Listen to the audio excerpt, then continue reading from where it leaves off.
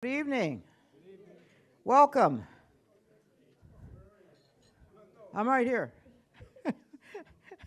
Pat, are you looking for me? Look up. Way up. Welcome to the Community Oversight Advisory Board meeting for Thursday, April the 14th, 2016. I'm going to do something that we haven't done before. I'm going to read you some information about this meeting. The purpose of the Community Oversight Advisory Board meetings is the orderly consideration of the public's business as it relates to the settlement agreement between the City of Portland and the United States Department of Justice. Preservation of order and decorum is necessary for due consideration of matters before the COAB. The public is welcome to attend COAB meetings. You're an essential part of what we do. Thank you for being here. During the COAB meeting, there will be time-limited opportunities for public comment. Public testimony on an agenda item should address the matter being considered. Other options for later testimony are emails or snail mail. When testifying, please state your name for our records. We do not need your address or any other information. Unless otherwise informed, each community member will have between 2 and 3 minutes, and that'll be based on how much time we have available, to speak to the COAB. At the end of that time, a signal will sound to signify to the person speaking that she or he has reached the time limit and it is now time for the next person to speak. Please respect the time limit so there is time to hear from as many people as possible who've signed up to speak. Please testify only to the matter at hand. COAB rules of procedure seek to preserve the public order to ensure that the COAB's deliberations proceed efficiently, and that those who want to contribute have the opportunity to be heard. Behavior that disrupts the meeting from its purpose by interrupting either testimony or deliberations is not allowed. You may show support or displeasure with your hands, wave, thumbs up, thumbs down. You are free to film COAB meetings. A section of the seating area has been set aside for those who want to film a COAB meeting, and we ask that you sit in that section while you are filming. This will minimize the disruption that is sometimes caused by people who are filming. This is a warning that anyone disrupting this proceeding may be escorted from the COAB meeting and excluded from the remainder of that evening. Any questions? Yes, Philip. Yes, will we have opportunities for public comment for any community member who wants to discuss something that's not related to agenda items? Only, in the main, no. But there will be there are always public comments available, usually in the public comments section. But we're talking about agenda items, asking them to speak only to that. But there's usually a public comment section right before the break where people do get to say whatever it is they want to say. They're just limited in time. Thank you. Okay? Tonight we have 2 agenda items. A presentation from Drs. Rosenbaum and Watson of the draft semi-annual compliance report, and Dr. Watson has agreed to do a interpretive dance as she presents this. A community engagement workshop where we will all have a chance to discuss our vision for the police-community relationship in Portland. We'll be hearing general public comment after the semi-annual compliance report presentation at about 6:15. That may shift a little bit depending on what else happens. And we'll take a break and return for the community engagement workshop, which should start at 6:45. And an announcement, Officer Paul Meyer resigned his advisory position on the COAB. Paul was a great contributor to our work. He was knowledgeable, he was thorough, and we will miss him. We will miss his voice and his contributions. The Portland Police Bureau is currently working to find and name a replacement to the board. Tonight, COAB members Bud Fulis and Amy Curley are participating via live stream. Excused absences tonight are Captain Vince Elmore, Sergeant Michelle Hughes, and Officer Jakari Jackson. Rabbi Michael Kahana will be late, and I think Catherine, whose last name right now I cannot remember, Gardner will be running late. And Dr. Sharon Mirren. Okay, thank you. So we'll start with, Mandy, any things you need to say? Hello, everyone, and welcome. Thank you for being here tonight. Just a few small things I wanted to point out. We actually have restrooms in this room, so I just wanted to make sure people are aware that it's just this hallway right here. We also have restrooms in the building if you go directly down to the end of this hallway. And should we need to use an emergency exit, as I'm sure most of you probably know, we have our exit doors right out here to our left. Other announcements to make tonight, Brad Taylor is with us this evening, who is our mental health support specialist or mental health specialist. So that's Brad. If you need any support or assistance during the meeting, feel free to approach Brad and check in with him. And those are my announcements. Thank you, Mandy. And I want to do a shout out for Amy, who did the big part of putting this together for tonight. Thank you very much, Amy. And so now, Doctors Rosenbaum and Watson, it's your turn.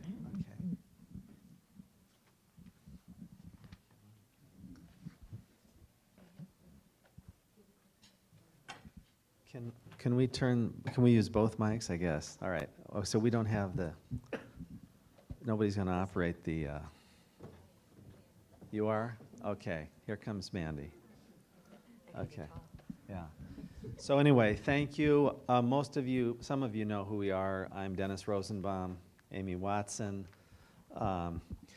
and we're delighted to be here. We produced another large report. We apologize again for the size and length of the report.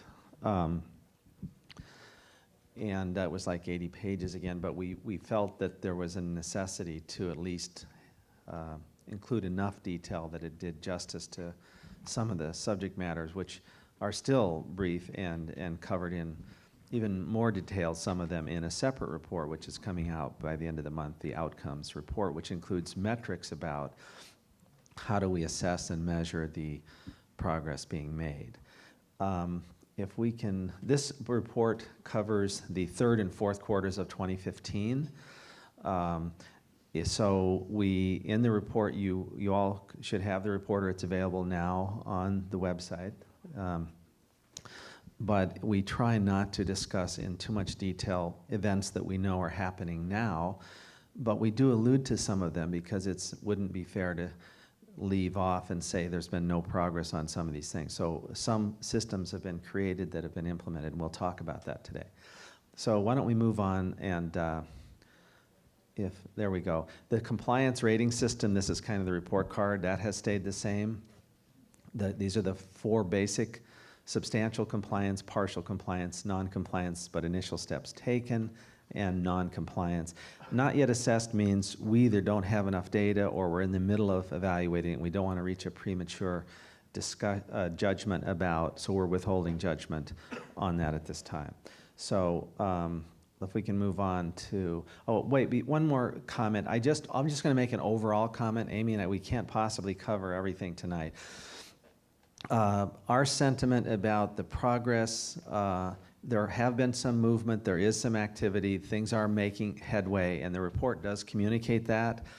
You don't always get that in sort of short media coverages of these things, but Some of the folks there have been heavily committed to reform, Captain Marshman and Mary Claire and others that have been nothing but helpful, so I can't be critical of them. Whether the whole organization is all behind all the reforms, that's another matter. It's a difficult, complex process with lots of people involved at lots of levels. And we're in the process of documenting all that. So, but we want to say, and Amy will comment on all the progress in the mental health area. So let's move on real quickly. And Mandy, can we, okay. These are the areas of the settlement agreement. You already know that, this 7 major areas. And each one is very important, and we'll cover them very briefly today. So let's go, and of course the COAB is number 9 in the settlement agreement. Just a couple general areas. Amy, you just want to allude to that first one maybe before we, or should we wait till, it's up to you. You want to wait till we get to the? Well, we did have the opportunity to observe the ECIT training that was held in November and go through all the materials, and I think it really, overall, it was a very good training, and we created a technical assistance document with some recommendations, and I'll talk a little bit more about that as we go through. And force audits, these are sort of noteworthy big things. I mean, we've worked really closely with Portland to develop a system for auditing force reports. So the idea is that officers now are supposed to fill out these force reports and do them completely and accurately. And there's a whole chain of command involved in reviewing those force reports. We've helped them set up a system, and they've done a really good job of starting that effective January 1st. And that's going to reveal all kinds of interesting stuff. We'll talk more about that later. Same thing with employee information system. We'll cover that in a minute. But what is that? That's a data system about employees to help the department identify at-risk employees, at-risk units, where there could be problematic behavior, or there is a pattern of problematic behavior within the organization. We'll come back to that. Okay, let's move on, Mandy, if you don't mind. Use of force, we gave a partial compliance report. Of course, the department had to revise its use of force. This is an area where the COAB, as you guys know, has spent enormous amounts of time and energy reviewing force directives and policy and making recommendations. We have passed those along. I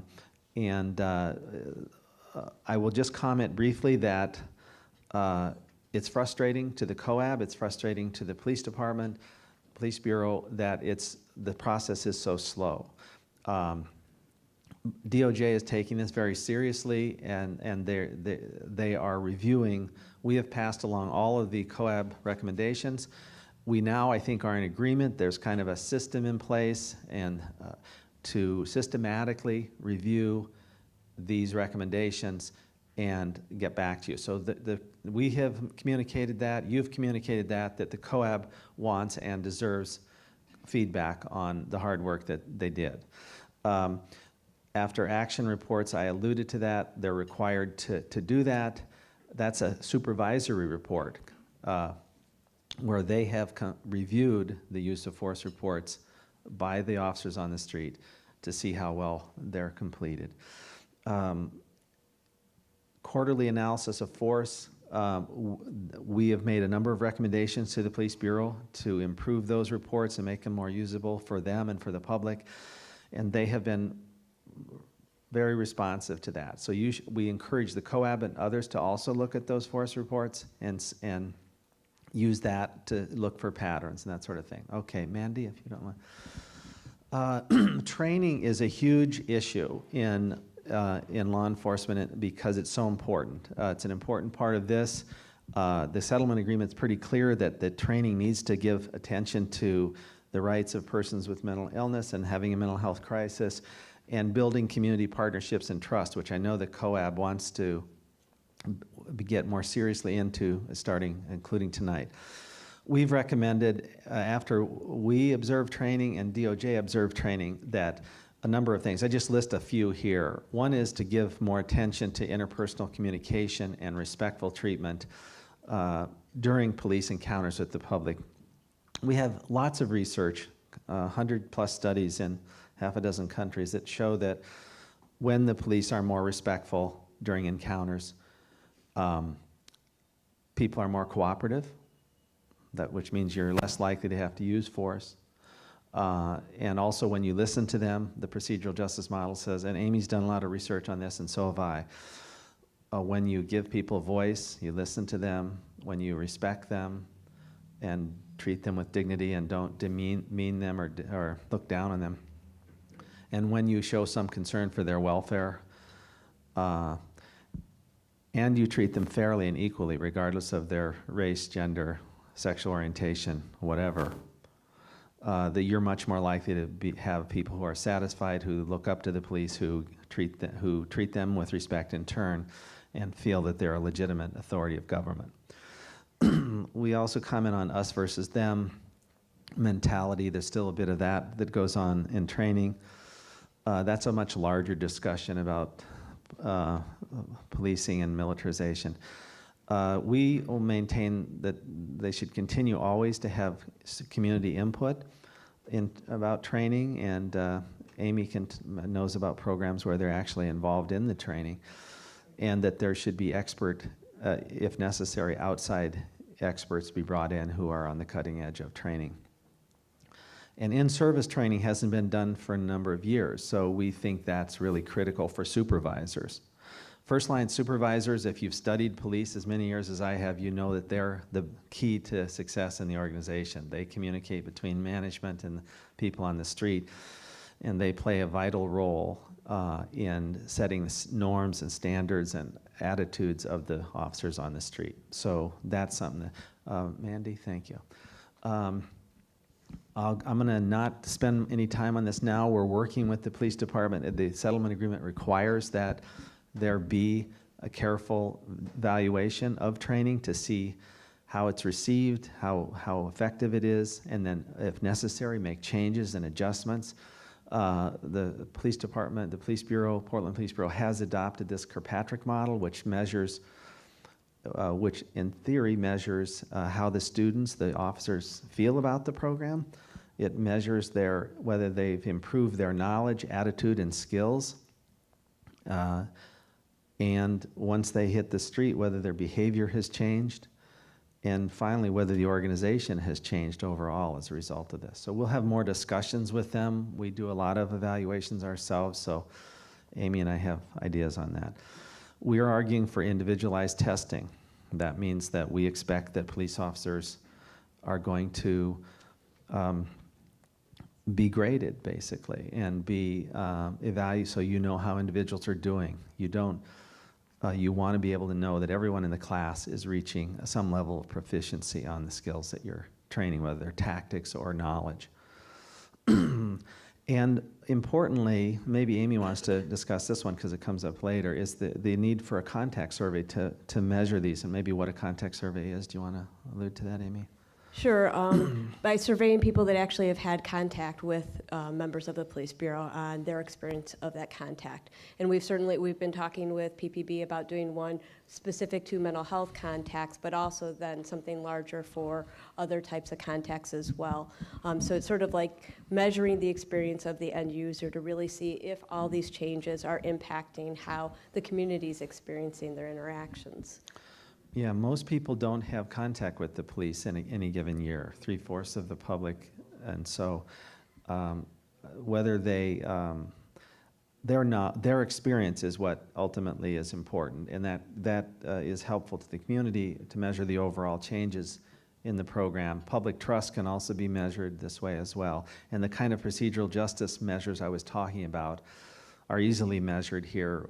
Amy's done this in Chicago and other cities. I've done it in 53 American cities. Okay, Mandy, let's move on.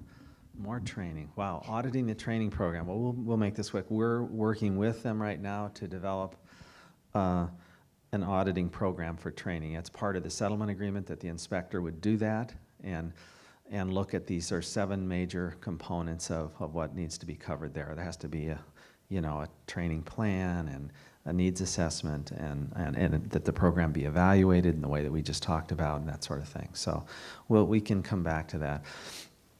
we're working, I had a long meeting this morning with them to discuss this, and I think we made some good progress on that. We feel this needs to be looked at more carefully, but it's not clear to me that that inspector's position, who's kind of responsible for all these audits and for the force reports, has the resources it needs to do all this work. And so I think the city may have to rethink that. We're asking them to do a lot. And so, and that they need to be in a position where when all this data comes in about how well they're doing, that the department's going to listen to them and that it's going to be respected and implemented. So we'll be keeping an eye on all that for you. Let's, Mandy. Amy, you want to? Sure.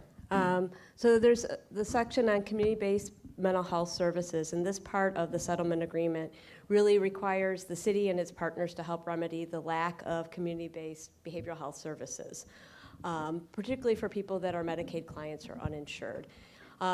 So the settlement agreement's with the city, so this really only has teeth on the city side. It doesn't have as much leverage for the other partners, but what it really requires is that PPB and the city work with these different groups, sit on these work groups and task forces to try to move things forward so there is a better system in place for people in the community.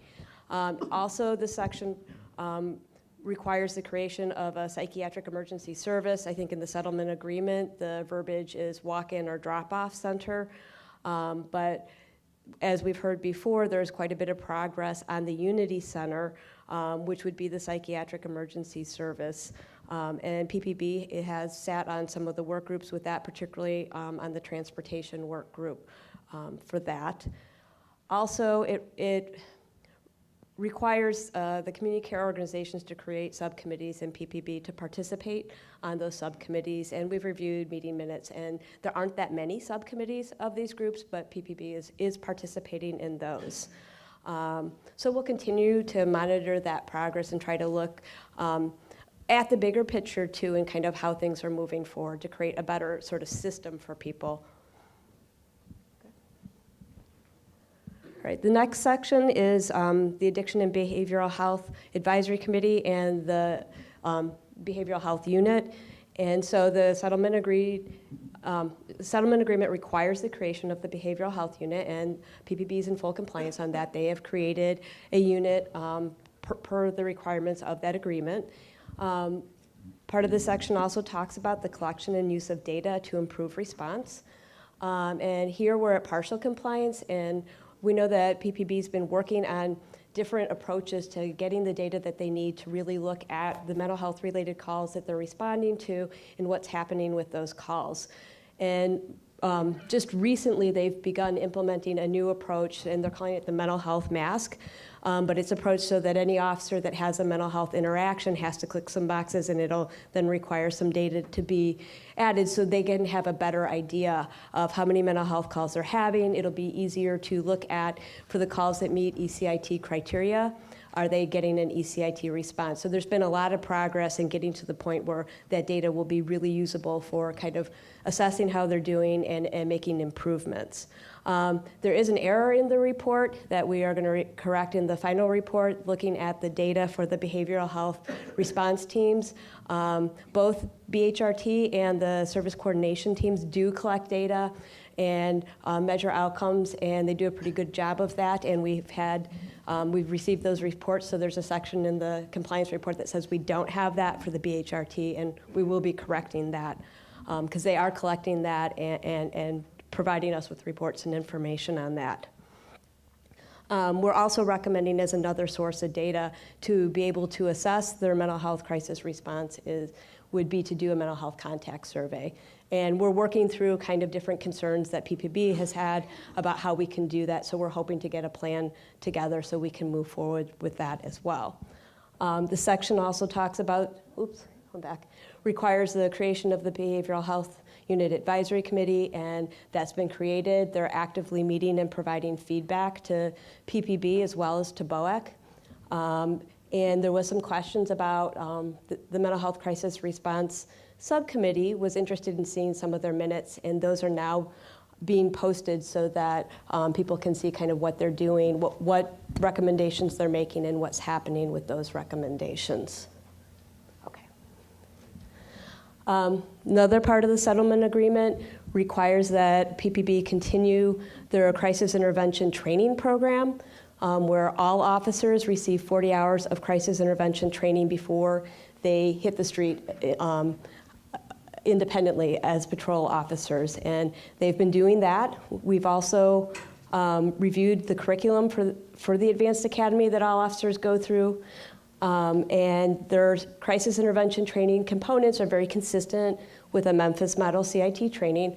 We haven't observed it yet, and we are planning to try to observe some of that, but from looking at the curriculum materials, it looks very consistent of the material that should be covered in this type of training. One of the things we do recommend is some refresher training for the officers. Some of them may have received this content the full 40 hours, many years ago when they went through the Advanced Academy, and there's some refresher in their annual in-service training, but there may be a need to do a more focused refresher periodically to make sure their skills are fresh and sort of reinforced. Advanced academies for new officers, so I think that's important for them to understand. Yeah, it's their pre-service training. Settlement agreement also requires the establishment of a Memphis model crisis intervention team. And what PPB has done is create their enhanced crisis intervention team model. And so that's been in place for some time. In November, they held another class, so they have expanded their capacity to provide ECIT response. We observed the training. We were impressed. The content of the information was good. We also noticed that some of the recommendations that have been made earlier on about including more members of the community and people from different agencies, that PPB did that for the training. The role play scenarios were very good. We were impressed with how engaged officers really were in those. And we did have a few recommendations that are detailed in our technical assistance memo that's appended to the report. Some of it was more along the lines of providing officers with a binder with all the course materials so they'd have that. Also doing a graduation ceremony. A lot of crisis intervention team program trainings end with a graduation as sort of a symbolic that you've achieved something and this is an important role within the department. Oops, not yet. That's okay. We also, with the expansion of ECIT capacity, we want to take a look at if the capacity is adequate to provide ECIT response to calls that meet criteria. Noting also that during the quarters that this report covers, the ECIT criteria was expanded a little bit to include any call involving a suicide attempt. So previously it had been an attempt with a weapon or on a bridge or something to that extent. So what we're hoping with the mental health mask implementation, we'll be able to see if the capacity is there to respond to the majority of those calls, and if expanding any further to be a little bit more consistent with the Memphis model, which would be any mental health call, if that's feasible, and what the capacity would be needed to do that. All right.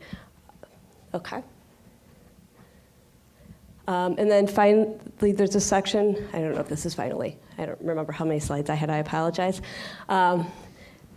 Also, the creation of the behavioral health response teams and the service coordination team, continuation of that. We actually are quite impressed with both of those teams.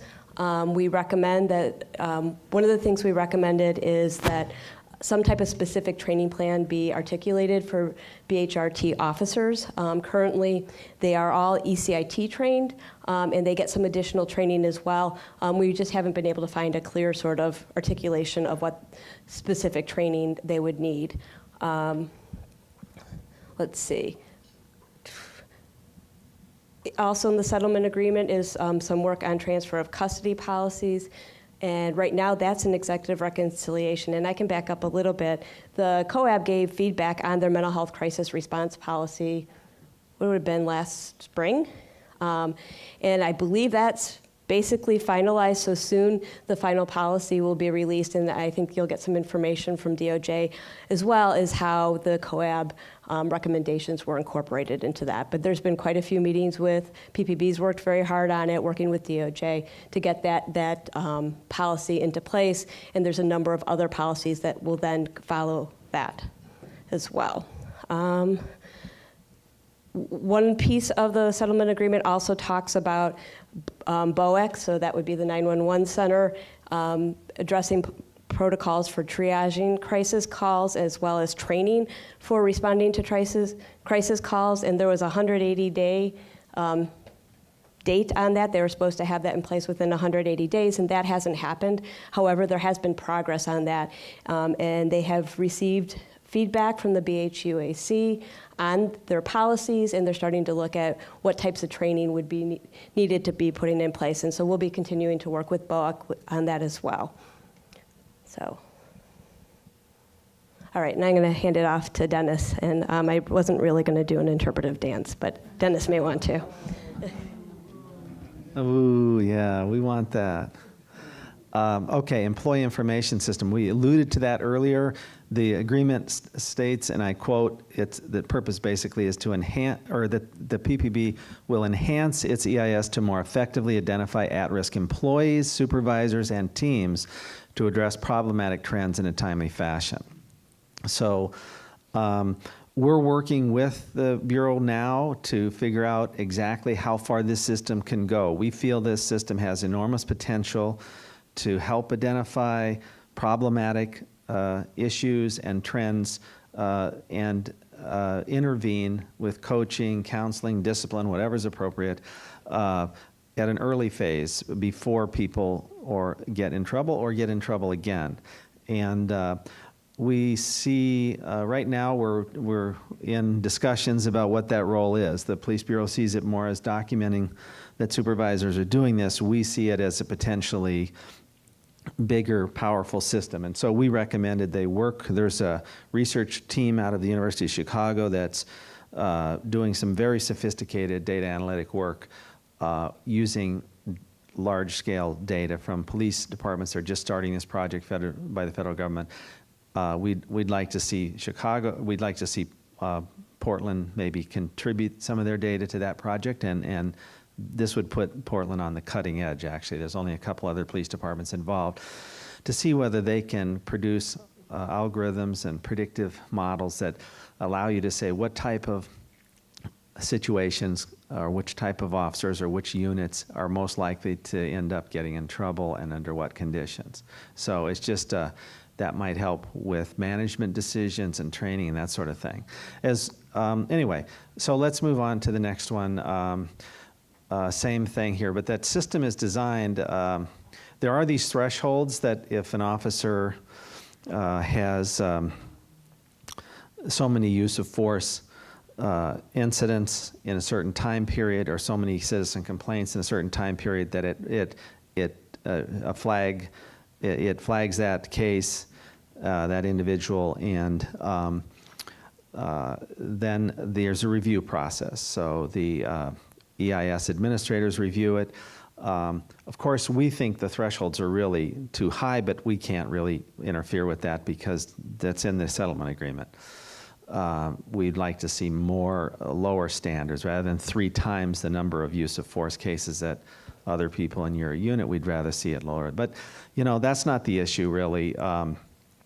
We will work soon with the EIS administrators. We're working already on creating a database so we can keep track of how they're making their decisions, how they receive these cases that have been flagged. They decide what to do with them, whether to forward them on to supervisors for some sort of action or whether to dispose of them.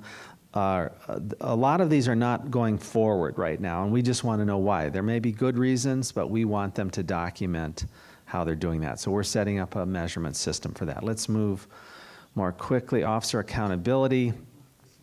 You know, their investigations are supposed to be within 180 days. I can tell you that DOJ, the city, are working hard together. They have met a number of times to work on a particular model to see if they can get that that time frame for completing investigations of misconduct shortened. It's difficult because it involves all these different phases, and they have made some progress. Okay, let's move on.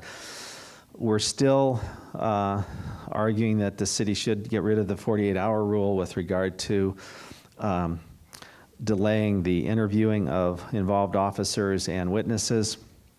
I cite the research in there that doesn't really, there's I think 244 studies that are summarized that show that stressful events do not necessarily impair your memory.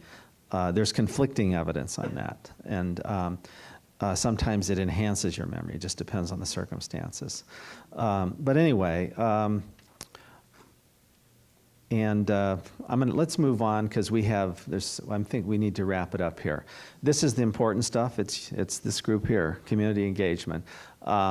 We think that, first of all, we're trying not to assess the COAB. We're assessing the city's contribution to help the COAB. Clearly, it got off to a very rocky start at the beginning, but again, we feel the city has fairly consistently provided the COCL and the COAB the administrative material and legal assistance that was needed to help this group move forward. And now the COCL and the COAB are in a new facility, and they've given us legal advice and you guys legal advice. But I think that there's planning that needs to, so one of the issues that is coming up is, the 2-year term is up in February of next year. So I know Kathleen has put a lot of work into this and others have, and the need for the city and to work with the other parties to plan how this transition is going to occur. If there's going to be new members, how they're going to be picked. So that can't be delayed much longer. And also the CEO plan. The COAB has done a great job of reviewing all of these policies and is light years ahead of everybody else in terms of that process, which is going to take years.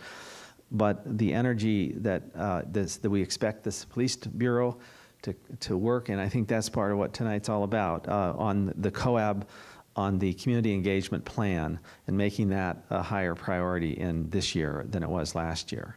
So I think, is that the end? Just here's some, I think this might be the last slide. Some of the things that give yourselves credit in the city. They did the citywide survey last year. You guys had input into that. Over 1,000 randomly selected people produced a lot of interesting findings. That helps provide a baseline for how the people in Portland feel about the police bureau and about their experiences. We also did an internal survey of police officers in Portland. We reported those results. So those are done. These others are the ones coming. The contact survey, we've talked about that. We want to make a strong case for that in the city. I think Portland could be, really have some great, these are all data sources that can feed into this community engagement plan.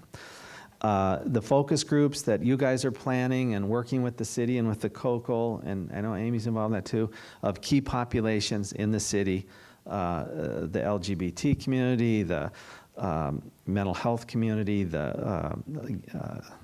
who else? The African American and Latino communities, the houseless community. There's various groups that could be and should be given a voice that maybe not captured as well as it could have been in the citywide surveys.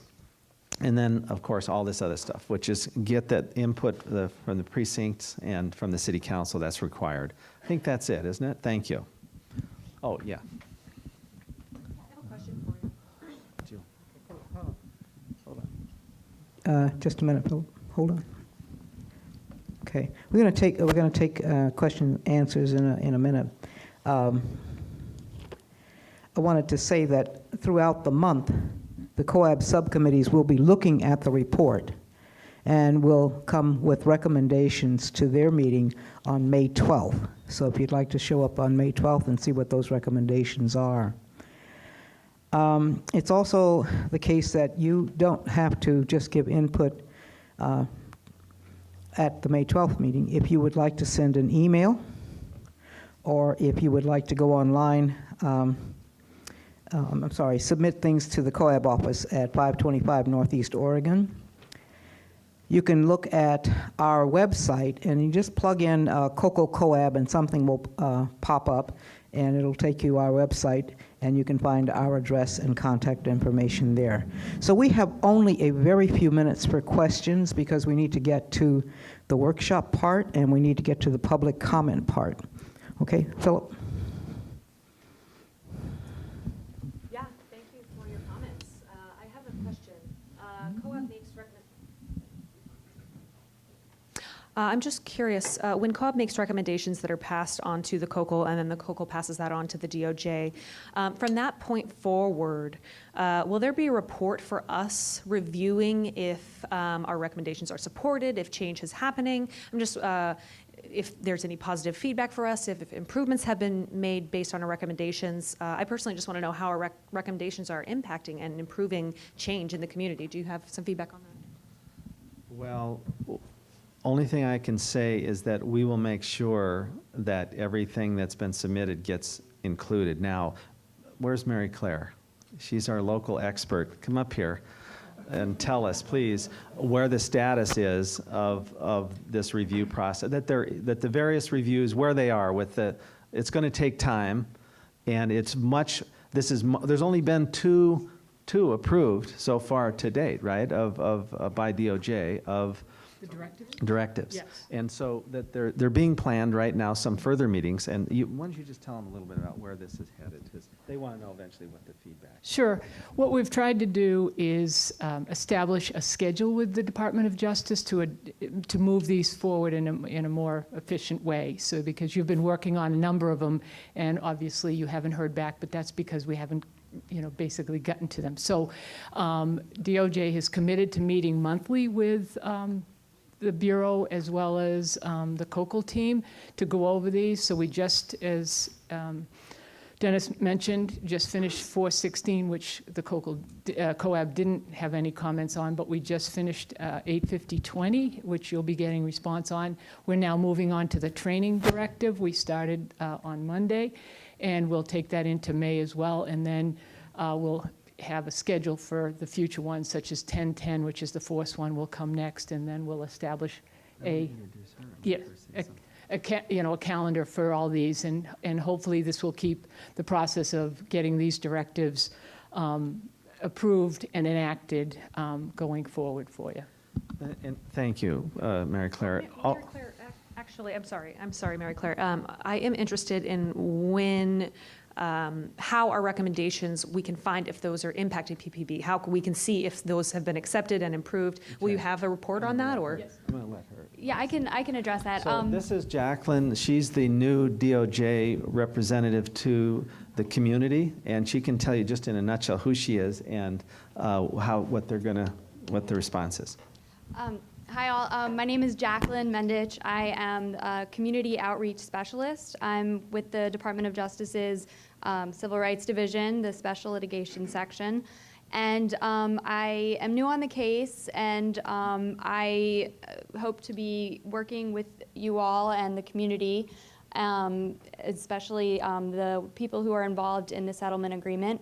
But as far as answering your question, the Department of Justice plans to provide a cover letter with all of the policy revisions that will kind of address all of the reasons that we made the revisions and address kind of why we made them. And it should help explain which kind of recommendations we took and didn't. And should there be further questions after that cover letter comes out, we will address those also in writing. But I will be a point of contact that you can also reach out to, and that's part of my role, is to be somebody you can reach out to and reach out to me with questions, comments, and I will give you my direct contact information. V, and then we're going to, V, and then Senator Gordley.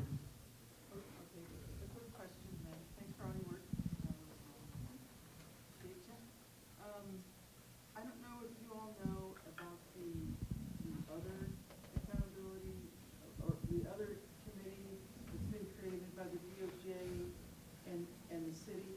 So I thought it would be super about that with the community. And I'm wondering if you all are working with them and if any of their work has anything to do with the settlement agreement, and if we might be able to have them come and make a presentation. I have no idea what she said. I'm sorry for being on the spot. What they said is they don't have any idea what you're talking about. No idea about this other community. Yeah. Do you? I know a little bit, and I think that I just sent out a memo. Did you want to address that, Deanna? Okay.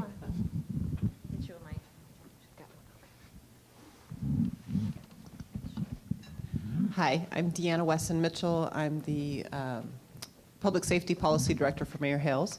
And the group that V was talking about is actually established back in May last year when the DOJ directed the city to do more in-depth change to the discipline process, so step by step.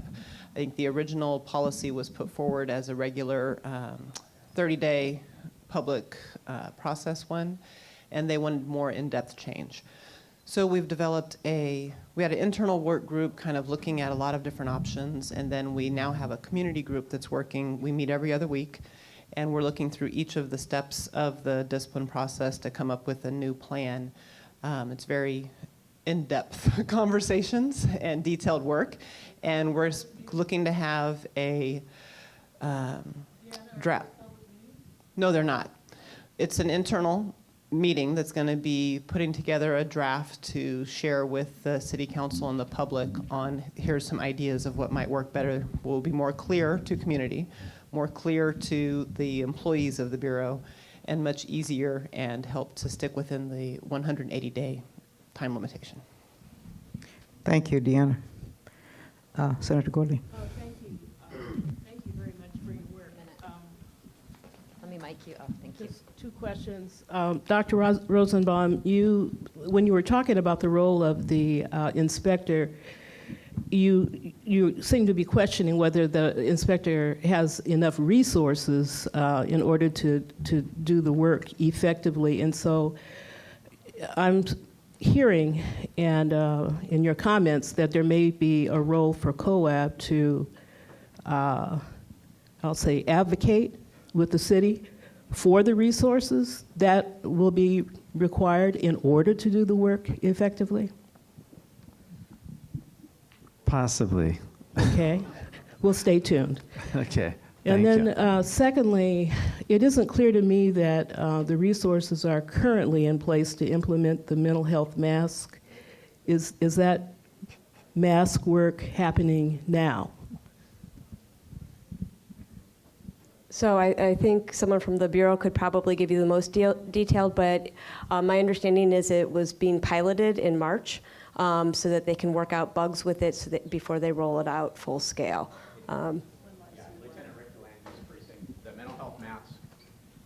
The mental health mask is live bureau-wide now. The officers are required to fill it in for every call that they respond to, and that's been in effect now for about a month. We are working out some technical difficulties, some technical failures where the mask won't load, but the vast majority of entries are being accepted and are going through normally and are being collected. Okay, I'm gonna stop questions now because we have a time set aside to talk about the report and to ask questions. You can submit feedback through May 1st. Okay? And the final report will be published at the beginning of June. I want to go into, so thank you, Dr. Rosenbaum and Dr. Watson. I want to move into public comment, but before we get into public comment, there's a message from Bud Pulis that I'd like for you to hear. He's participating remotely, but he sent us some technological miracle that let him speak to the room without him being here.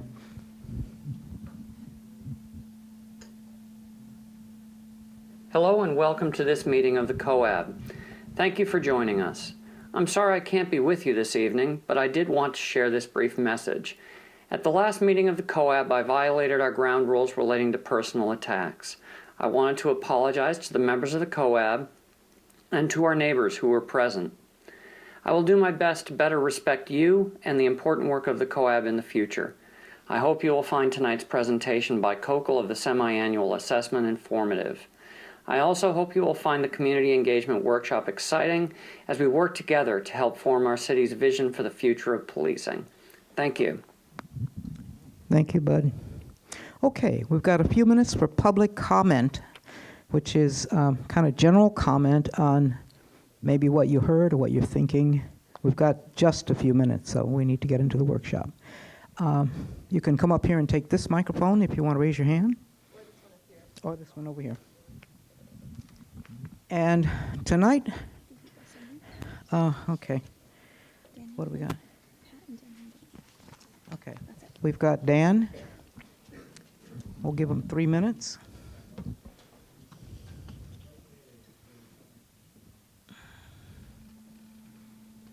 The light's on. Okay, thank you. I'm Dan Handelman with Portland Cop Watch, and I've been through the 85-page draft quarterly report, or semi-annual, report, and there's a lot of good stuff in there, and the doctors did a pretty good job summarizing it. They have to be diplomatic. I'm going to be a little less diplomatic. There are several places where the police bureau is not doing things that are pretty clearly indicated by the agreement, and they're just saying, well, it doesn't say that exactly. It's not written that way. And that's what we've been referring to as violating the spirit, if not the letter of the agreement. So we're hoping to see an end to that, those shenanigans, and that the Bureau will actually work with everybody to reform. The recommendations that were passed on to the DOJ that you all made, COAB, I saw a memo that went out, and it's dated this past Monday, April 11th. And that was all the use of force recommendations you made. So it took a long time for some of those to make their ways to the DOJ and to the Bureau. I don't know if they're getting to the Bureau. The quarterly force reports, which you were encouraged to look at, used to have, I said this before, but I'm going to say it again since Dr. Rosenbaum was here, they used to have the specific percentage of how many people who are African American were subjected to force in the city, and that number is gone. It has been gone for several quarters. We want to see that come back. The report reveals that there's an enhanced crisis intervention team advisory council, which is not part of the agreement. I don't know who sits on it, or if that's something that's public information, or if those are public meetings. It's the same people as the BHU advisory council or not. It's very confusing. We would like to have seen a public discussion about this media corral that was set up. I'm expecting there's going to be one at the Citizen Review Committee meeting that's coming up next week, and I think that particularly the people who want a videotape should have a say in where that area is going to be. The training directive comments that COAB that you made went forward to the Bureau with a typo in it, and I can get back to that later. I'm thinking the report should have more details in it. There's places where it says percentages and the raw numbers would be much more helpful, or both would be helpful. And there's numerous references to the outcomes report, which last time was 150 pages long, and we're being told it's coming out at the end of this month. So I don't know how we can make meaningful comments on this report unless that report's available. And if it's 150 pages again, and it's not available to the end of this month, we need to have an extension on our comment period past May 1st. Thank you. Thank you, Dan. Pat? Okay. All right. Let's take a break for about 10 minutes. Okay. Thank you.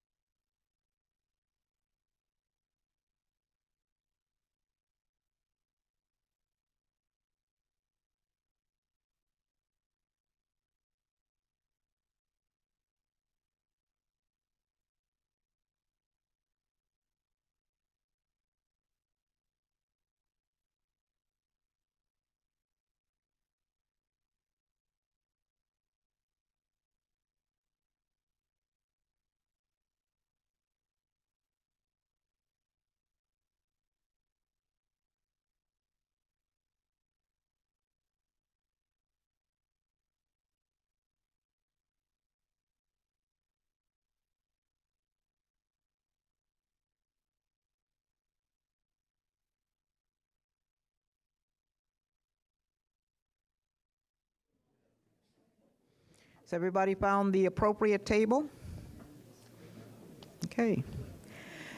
Because so many of you were not here when the meeting started, I am going to reread the information that I read earlier about public meetings and your participation. The purpose of the Community Oversight Advisory Board meetings is the orderly consideration of the public's business as it relates to the settlement agreement between the City of Portland and the United States Department of Justice. Preservation of order and decorum is necessary for due consideration of matters before the COAB. The public is welcome to attend COAB meetings, and we are really glad that you're here, all of you. During the COAB meeting, there will be time-limited opportunities for public comment. Public testimony on an agenda item should address the matter being considered. Other options for later testimony are emails and snail mails. And that opportunity is pretty much past. Now you're going to be participating in a workshop. Unless otherwise informed, well, this is all pertaining to testifying or testimony. So I'm going to read it, but when testifying, please state your name for our records. We do not need your address. Unless otherwise informed, each community member will have 2 to 3 minutes to speak to the COAB. At the end of that time, a signal will sound to signify to the person speaking that she or he has reached the time limit. It is now time for the next person to speak. Please respect the time limit so there's time to hear from people who have signed up to speak. Please testify only to the matter at hand. Now back to this evening.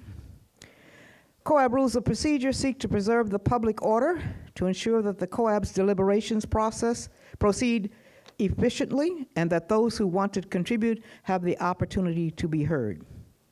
Behavior that disrupts the meeting from its purpose by interrupting either testimony or deliberations is not allowed. You may show support or displeasure with your hands by waving, putting your thumbs up or down, or flailing your arms. You're free to film COAB meetings. A section of the seating area has been set aside for those who want to film a COAB meeting, and we ask that you sit in that section. This will minimize the distractions that are sometimes caused by those who are filming. It will minimize the disruption of our meeting. This is a warning that anyone disrupting this proceeding may be escorted from the COAB meeting and excluded from the remainder of that meeting. I hope that was clear. We're going to move into the next part of our evening, and this is going to be facilitated by Laquita Lanford, who is a COAB member, and Commander Chris Urihara. I turn it over to you. Would you like to have this mic?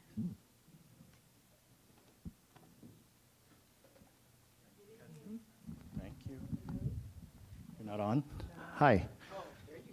So as Kathleen said, my name is Chris Uehara. I'm the commander of North Precinct. Portland Police Bureau has 3 precincts, North obviously being one of them. The other 2 precincts are Central Precinct and East Precinct.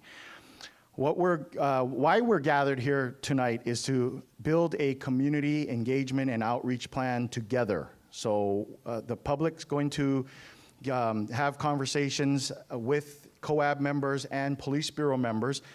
Each table, we have both, and some tables might have even maybe 2 or 3 members from the Police Bureau or a COAB member. But before we get started, I want to talk a little bit about how I met Laquita last year, and she is just a most wonderful person who has a heart for the youth. And I met her at an event with the chief of police and the mayor. I got called downtown and said, hey, come take part in this meeting. And it was the birth of a mentorship type program that we were doing with Roosevelt High School students. And actually through that meeting, many of you who were here previously when we spoke got to meet a young man named RJ Bryant, and he is here again. RJ, raise your hand. RJ is a wonderful young man who graduated from Roosevelt High School and has been taking some really nice steps in the community and doing some good things to help broker a relationship with the police bureau. And I actually met RJ at a separate event, but it was once again kind of reintroduced to him through Laquita's efforts. So with that, I'll let Laquita talk about herself a little bit. Borrow your mic there. Good evening, everyone. I am super excited that you guys are here this evening. As Captain said, my name is Laquita Lanford, and I am a member of the COAB. It's been, a year and a couple months that we've been in this process. So over this past year, I have learned a lot about relationship building, leadership, development, community on the whole. And being out in my community and bringing back the feedback to the board and in the subcommittee that I'm on, which is the community engagement and outreach community. This is one of the reasons, a big, huge reason why we're here this evening. So I'm just very thankful that you guys can all be here this evening. It was raining earlier. It calmed down for us to get here. So I see some familiar faces. And I just, again, thank you guys for all being here this evening. What do? I do a lot. I'm in a lot of different spaces, but overall, if I connect myself, community is what draws me back into why I'm here and why I keep coming to our meetings and why I keep going out into the community, trying to build the best relationships that I can with community, with not being a native Oregonian, but loving the opportunities in the city that I live in and being here for the people who support me the most. And this is just one of the ways that I can be able to reach back into my community to build relationships with with the police officers and the community, and something that I'm so passionate about. And like Captain said, my concern is our youth, the next generation, and wanting them to be at these spaces and at these tables, because I know for myself, that's not any of the opportunities that I had growing up. I am well over 21, I am well over 30, and I am well over 35. So that will tell you a little bit of what I've been through and challenges, and knowing that this is a very great opportunity for myself, and I appreciate those who support me on this COAB. So we're here to start that conversation. I mean, we've been having it. We've seen a lot of things in the media that's going on. We're here to talk about the relationship between the police bureau and the community. And so there's some information that's on the table that you guys can be able to have discussion. There's 3 big questions that we're asking you guys tonight. Really big questions, but we're not going to end this conversation here. We want to start the conversation, work on this plan together, and get out there and do some action as you guys are already doing. And we want to build this city for this next generation so that they're comfortable when we have these interactions with one another. When I see Officer Tina on last Thursdays, I'm able to say hello because I've already had a relationship with her. When I'm able to see Senator Gordley, who sits on the board with me, I'm able to say hello when I see her at the Good in the Hood. And she's just offering her services to the community. When I'm able to see Philip, that lives not too close in my apartment complex, and I'm able to see him, I said, hey, Philip, how you doing? So that's building community. That's what we're here for. And I want us to get down to business. Are you guys with me? All right.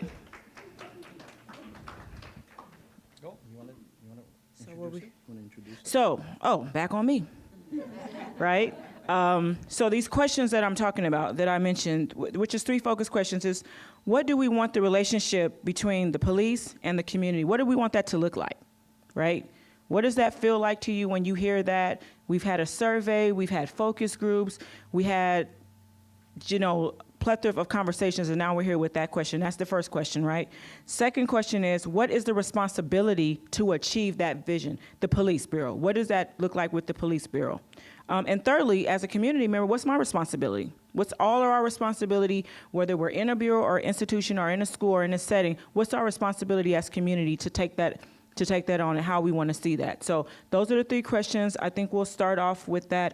At each table, there's a COAB member. If I can get some of our COAB members to raise their hands for me so that you guys know. Right on. So our COAB members are going to be, again, building a relationship and hosting you guys and making you guys feel comfortable enough for us to, get together and do this. So I think that's the piece that I'm supposed to end with.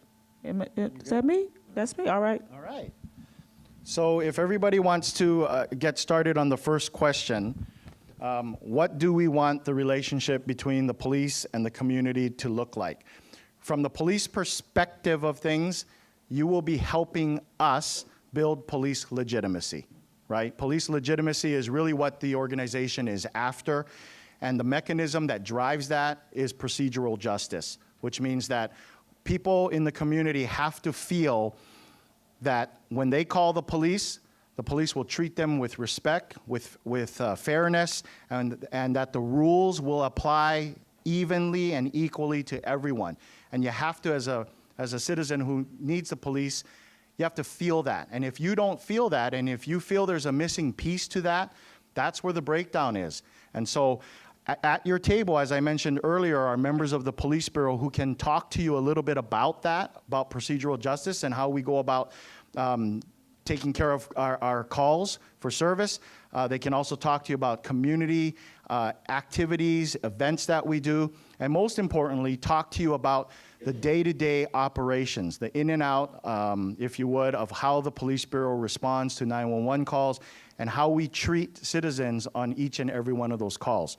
So the first question, you have 30 minutes to work as a group. When you have about 5 minutes left, we'll let you know. We'll come up on the microphone, and then we would like somebody from that group to report out. We're not going to be able to get to every single table tonight, but we'll randomly pick a few for this first question, and then we'll pick another few tables for the second and the third and so forth.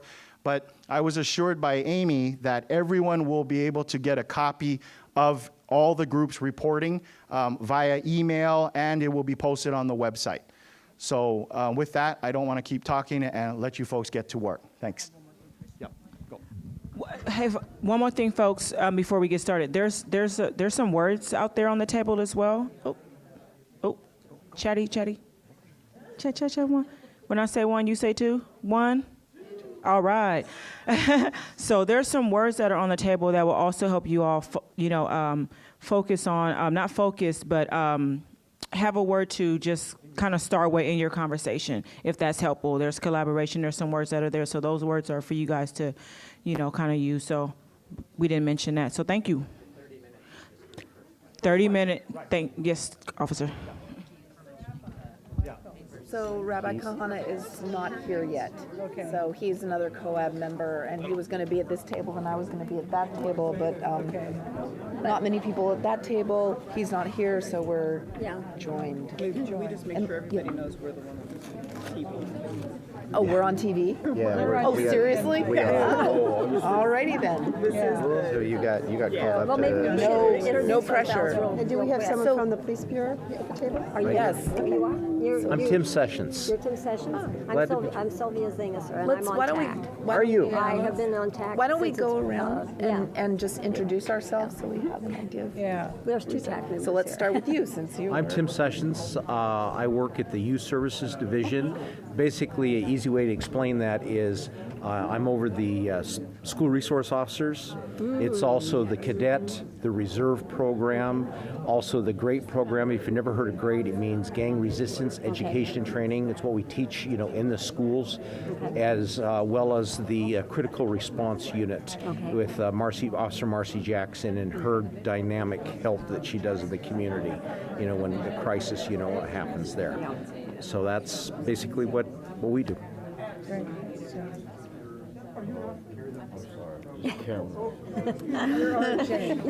Your back is to him. Does that make you feel better? My name is RJ. I graduated last year from Roosevelt.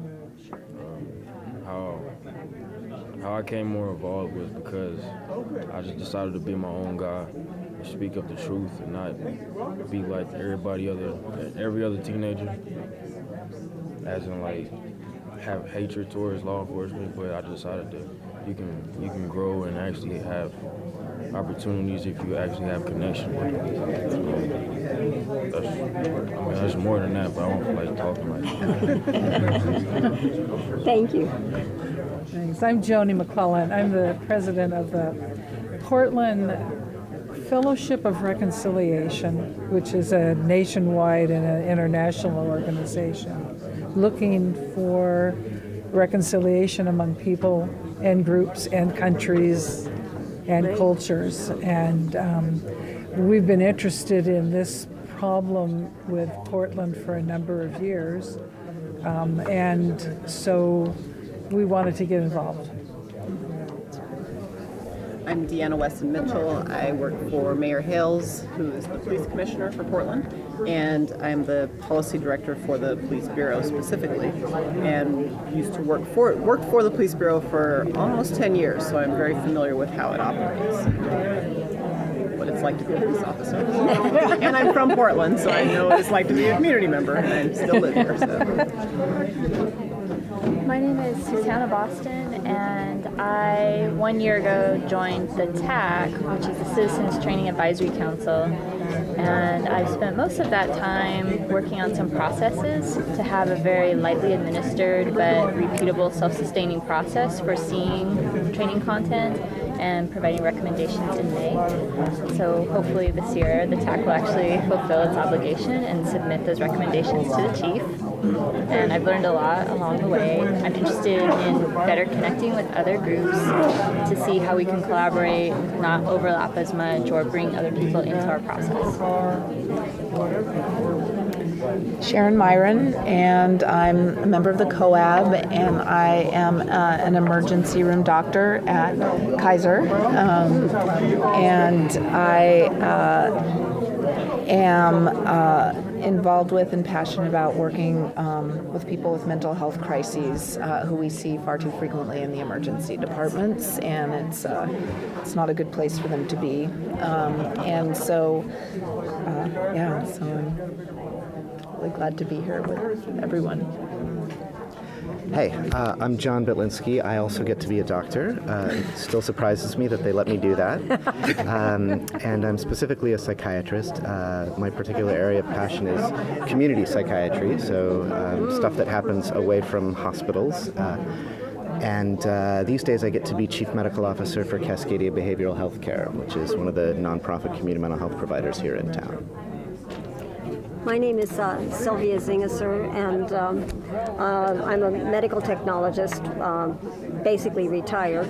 I'm a board member for NAMI Multnomah, and I'm also familiar with Darrell Walker, your CEO. He is my boss. And he's on our board.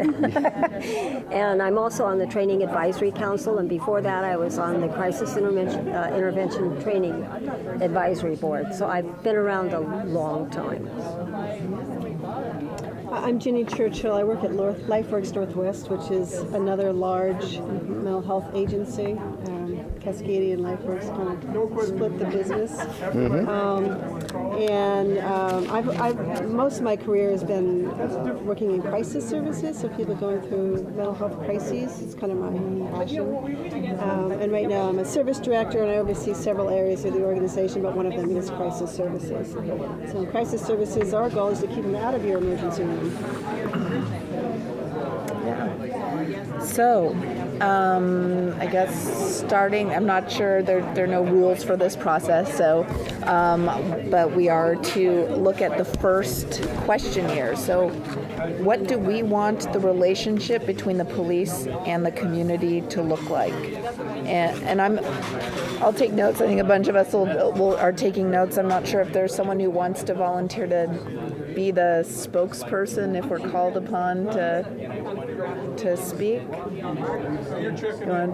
Awesome. Great. And so I'm going to give you the red card. We can, or if you want, we can write and then. You want to read it? Yep. After we get close, after we figure out. We'll consolidate it all, get it on there, and. Yeah, I think what we'll do is, after we talk for a while, then we'll all come to agreement as to what we want to be on the red card. Yep. So. That's good. Big question. It is a big question. I think one of the things that I keep hearing, and I've been in Portland since 1962, so that's been quite a long time, is community policing. And you probably, how long have you been with the Portland Police? July it'll be 29 years. Oh, yeah, so you've heard this one before. And I think Chief Bruce was the one who really tried to institute the community police model. There was a time that I remember when the police were allowed to wear their hair long if they wanted to wear their hair long. And one of the things I've heard community-wise is they would like to see the police department not be so militarized looking. And that sends a message that not only are they the police, but do you know what I mean? I'm curious. May I just ask you about that a little Sure. bit? Because you were talking about wanting the police department to look different, and as I was listening, I was trying to turn that into how that would change the relationship between the community, the community and the police bureau. I think sometimes it's a perception that people have that if you were to, the way you look, the way you present yourself, that you are a part of the community as a part of being separated from the community, that somehow or another that we're all more oneness than okay, the police have an unusual situation today because we live in a world where ever since 9/11, now everybody's worried about the police being trained to be able to respond to any kind of a terrorist situation. So that puts them in a military position, I think. I have to say this is my observation. But at the same time, we're asking them to be part of us as a community. And so how do we bring the police in so that they feel like they are more a part of us and that we are more a part of them, that we can build that relationship where we can build trust with each other, that we're not trying to do each other in, but that we are trying to work together to make a better community. I don't know if I'm making sense there. The idea of not looking militarized helps them kind of blend into the community more, except, should they wear uniforms at all, or what should they, what would it do to blend in? And is that what we really want? So my sense is that it's not so much what they look like, is how they behave, and I live near Southeast Hawthorne, and I see officers out on the boulevard. It's not community policing, I don't think, so I don't think that happens, but it seems like community policing because they're out on the sidewalks, and I see them interacting with people, and there's a lot of social problems out there, and I see how they behave respectfully. I mean, my impression of the police in that area is really good. They behave respectfully, and I especially like it if they're, kind of looking up and making eye contact with people as they walk by, which, sometimes that doesn't happen. They get kind of tunnel vision into the person they're intervening with. But for me, that speaks more to me than how they look. It's how do I see them behaving? How do I see them on my streets? And that makes me feel like they're part of my community, especially if I see the same officer, over and over again. Then it makes me feel like they're part of my community. That brings up another issue of having some of the same officers being in the same area over a period of time, because they rotate out a lot of the time. And you probably know about this, where they're maybe in an area for like a couple of years, and then they move on to another area or another division. So I think in some instances it would be good to have a continuity of like an officer that we know in our community that maybe is, like you say, out walking on the street, a street beat. And I don't know how many street beats we have in Portland. So maybe, Yes. That could be part of the issue of why we can't have good communication in the whole community. Because people that like that, a perfect example, acting a certain way and making it hard for officers to engage. That's what's making me trip out right now. Like I'm hearing all this like ways for officers to communicate and to be part of the community. When we try, they try. I see officers myself try, but people just lash out like that over something little. And it's like burning bridges for everybody else. And I'm a young cat, and I see all this, I'm like, bro, adults shouldn't act like nobody should act like that. So when we talk about what's the community's responsibility for achieving this vision, that's what we would we want to talk about. responsibility as well. As long as the officers got to go to work, they got to clock in on time, they have to go on calls on time, they have to write reports, they have to do so many things in order for them to keep their job. And then they get all this other requests coming from the community of what they should be doing. Like say like some of the I remember last time I was here, some of the community members were talking about, like, I'm not gonna say exactly what they said, but it's more like they want them to nurture these kids out here. I'm like, us as citizens, like I'm a father myself. I got a little 2-year-old little boy. Like, it's my responsibility to make sure he has his head on straight, and it's my responsibility to make sure he has respect for one another and for his elders is more important in order for him to survive and to be, having doors open for his future. That's a responsibility that we need to have as citizens in the community instead of having so much dumped on these officers too. I mean, we all have responsibilities, but that what just happened over there just kind of freaked me out.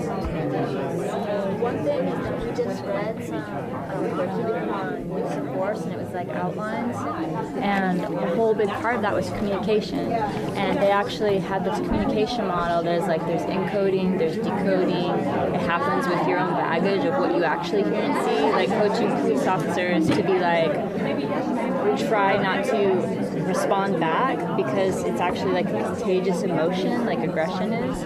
And so I think that that's really astute as an observation. And then one thing else that you said in terms of community's responsibility, I listened to this person give a speech on neighbors, how people live further away from work and they have less time in their communities. They go and then they're just nestled in their houses and they don't know people, and that's been a deleterious effect on our communities. We aren't good neighbors. We move around a lot. And one thing that we could think about in terms of community responsibility is making sure that we invest in our communities to know our neighbors and be there to help each other and nurture each other. And then it's more welcoming for a police officer to be a partner in that. So yeah, I think what you said about how to communicate with this, that was right in the curriculum that we read, communication strategies. But normal humans or whatever, we don't have classes on communication strategies. I wonder what Tim's thoughts are on some of what we've been talking about. The thing that I'm impressed with as far as community policing is that we have, in the Portland Police Bureau, have pushed more towards community engagement because we feel that we need to do that first so that we're comfortable, so that we understand it and understand our neighbors, so that we understand who we serve, who we work with, and who we have to try to help solve problems with too. And that community engagement really opens up a trust, if you will. Can I give you an example what I mean by this? In the Youth Services Division with the school resource officers, we have a program that we started 2 years ago where we bring to some of the schools that have leadership programs a student police academy. So we actually bring this model to the school where they don't have to go away from the school, and we work with the leadership teacher that usually we have between 40 and up at Wilson High School they had 82 students participate in it. And what we do is we give them an opportunity to experience and learn on a mini role of what it's like to be a police officer, but more important, what it's like to be trained as a police officer. So here's an example. There are 3 classes that we hold that are simultaneous. So the group, the students, all are divided up into thirds, if you will, and each of them attend a class that's for an hour and a half. The one class we have, it's on investigations and evidence gathering, and we have a homicide detective that comes and explains in detail, along with PowerPoint, and engages the students to understand, what it is that we do, especially to explain how it's not TV, no, it's not the movies, no, it doesn't get, it doesn't get, You don't get tax results in 10 minutes. Exactly. All these things. And they talk about real cases. And then what we do is we have another person that comes in and works with that homicide detective to talk about evidence protection, because of how we do things so that it's upheld in the court if someone is charged specifically a crime. How hard that really is, but how thorough it is, to make sure it's done properly so the innocent remain innocent and the guilty, if they are charged and the jury and or court finds them guilty, it's not the police officer's fault because we didn't do our job. The other part is we actually make a mini mock homicide scene. And after they've explained how we do things, how we gather evidence, then within that group, they're kind of divided up into smaller groups, and they go in and they look at it, and then they write notes and decide what is evidence, and more important, at the end, they work together as a group and try to solve the crime. And then what we've done is we film the mock crime scene, what really happened, and we show it to the students afterwards. Okay, what did you think? Who was right on? Who was a little off? Okay, why do you think you were off? But what's great is we go to that school to film that so it's their surroundings and not, oh, well, I can't really get it because it's at David Douglas and we're at Jefferson High School. The reason I say that, we just got done filming, we have another student police academy that's going to take place. So they feel a part of that. The other class that we do, you could call it DUI detection, traffic investigations, all these things to help the students understand that they have a responsibility when they become drivers as far as to be safe, on the road, but the effects of alcohol, drugs, and texting and cell phones, what they're all like. So we have one of our SROs that's also a DRE, drug recognition expert. Okay, she has to maintain her certification as far as to run people through different tests to understand what type of drug they're under the influence besides alcohol or in addition with alcohol. And some of the presentations she has is really interesting. Her name is Heather Hughes. She's the Roosevelt High School school resource officer. She's really good. And then then the class is divided up, and we go outside and we have a golf cart. And we have these goggles, we refer to them as beer goggles. They have different lenses, if you will, so it kind of puts them under the influence, and they have to drive a course, and they see the effects of it. But we don't leave it just that. We also have tablets, and we have them text each other, also driving it, so they see that effect. So the students walk away going, okay, I heard this, I didn't believe it, or I heard it, but I didn't understand it. It gives them that one-on-one. Yeah, thank you very much. Yes. There's a lot of that. Question? Yes, please. Because I think that this is very, very cool in terms of integrating with the community, and I know that we got a presidential award for a pilot that we were doing with youth on Hawthorne, and I know that we have kids week-long camp where the kids don't know that there are police officers, that are their counselors. All of these things are great, but I'm just wondering about budgeting and stuff. Hey, folks. Are they small kind of things? Because that would be great. Hey, family, we got about 5 minutes for this conversation. That it's limited in terms of how much budget. Right, they're into it. The Student Academy's not. A lot of it is donated, and a lot of that community type of thing. family. So we're not really subject to the budget. So the top three are what I got in terms of Is there what we role want for as our helping vision. with fundraising to expand lots of I say one. You say two? We say two. And we didn't get past. One, two. All right, we have just about under 5 minutes left for this portion, for this question. And then we'll have the note taker and the person that's going to report out to us do that, okay? Do you want me to write down All right, on the thank card you. what we talk about? Okay, so what do we want to put down on the card? So I mean, community. I heard a couple of, yeah, Building I heard a lot trust. about What was that? trust. Building trust. I have that one written down as well. And the And I heard that piece as well. We want it to be like we're all from the same community, as opposed to one group and another group. Right. And then I'm sorry, go ahead. No, you Sharon. go. Nope. Okay.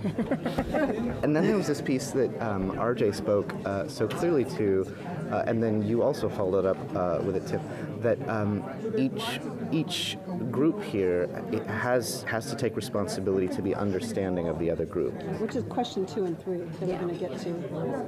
But it is Okay. part of this too, though. I think it's a huge component of. So both community and police need to work together to make the vision happen. Is that what we're saying? Not necessarily. I think within like that's each not of quite their it. own groups, there's a responsibility. What I think RJ was saying, responsibility of the community as well to treat others, including the police, with respect. Yeah. And responsibility of police to treat them, With other respect. officers, and the community with respect. So it's from both sides, but it is a responsibility. It's how we treat another human being. How we treat another human being. Yes. Yeah. Yeah. And part of that comes from having actual relationships. I think that's the Yeah. difference with the Yeah. community engaged, because community policing, it's a lot of people define it differently. Yeah. And so the police bureau has gone more towards looking at community engagement. You're actually engaging with people, and the walking beats are a perfect example in Hawthorne, where it's the same officers who get to know the people who live and work in the area, and who are coming to visit for various reasons, and they have that time to actually make that face-to-face contact, communicating. They're not in their cars. What did you call it? Community, not community. Community engagement, or what? Yeah, it's basically kind of to better define community policing. Yeah. It really is community policing. It's just, it also is talking about highlighting that relationship piece, because when you're in a relationship with someone, then you are able to communicate with them in a way that that each understands, respectful relationship, and it's so important. Just like who was saying about neighbors moving around. Yeah, and as we get closer to our neighbors, and if the police are actually a part of that neighborhood and know the neighbors also, it just helps, everything works better. And the point about not moving officers around a lot, very good point. Yeah, I think so. Yeah. So I have building trust visible and integrated into the community. There's a responsibility in the community to treat others, including police, with respect, and for officers to treat community with respect. Community engagement, where police have time to develop relationships within the neighborhood. Good note taker. We want the relationship to be. These are words that popped into my head. I don't know that they needed to be added there, but we want the relationship to be sustained, Yes. That's the other thing, familiar, needs to be staying familiar. Yeah. friendly, Yes. trusting, Yes. respectful, and invested. Yes. Because that sustained means that it's ongoing, not a That's right. one But time. That's the funny thing, is that So that's the that's- nature of yes. a Think relationship. those words. That's right. I got You sustained. have a lot of time together. You have multiple Start here and instances go of down there. sincerity So and trust and sustained, listening. familiar. That's the nature of a relationship. So when we say that you can have a relationship without those things, we're really misusing the word. All right. But we need to also engage in a Hey, folks. non-violent way of communicating too. Yes. Because so many of our families have parents or, where they have gone into a community where All right. that's what they So learn. that was our It's just first- a violent way. Handwriting? The conversation is good.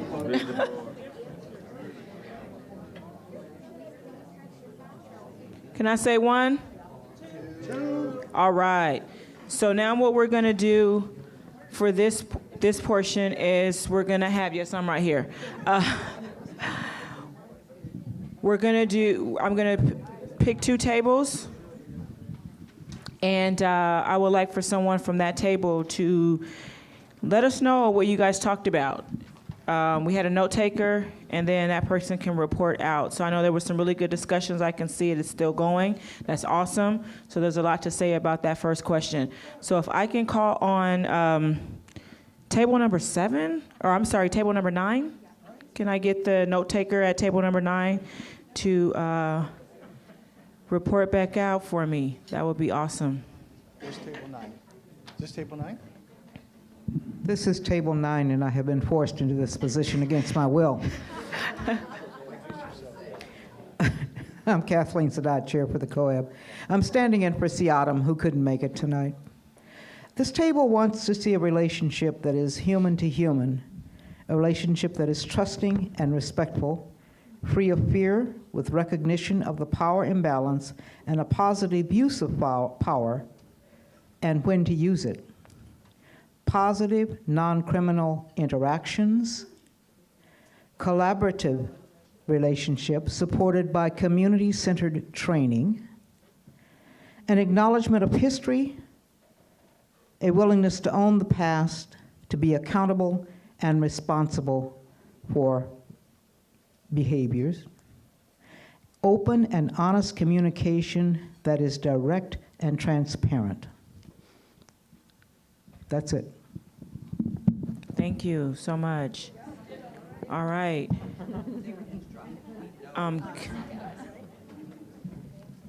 So, collaboration relationships, community-centered training. What more did we have on that from that first table?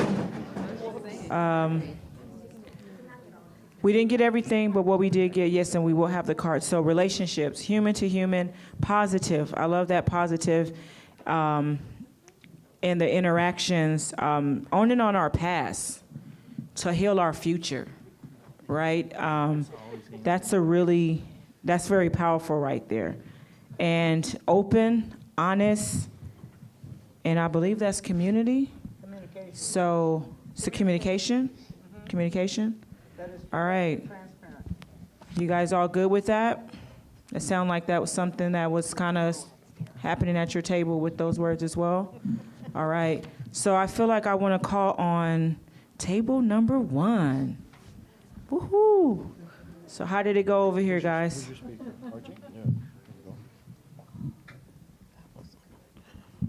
I pronounce my name or something? You say what? RJ? Okay. For my table, number 1,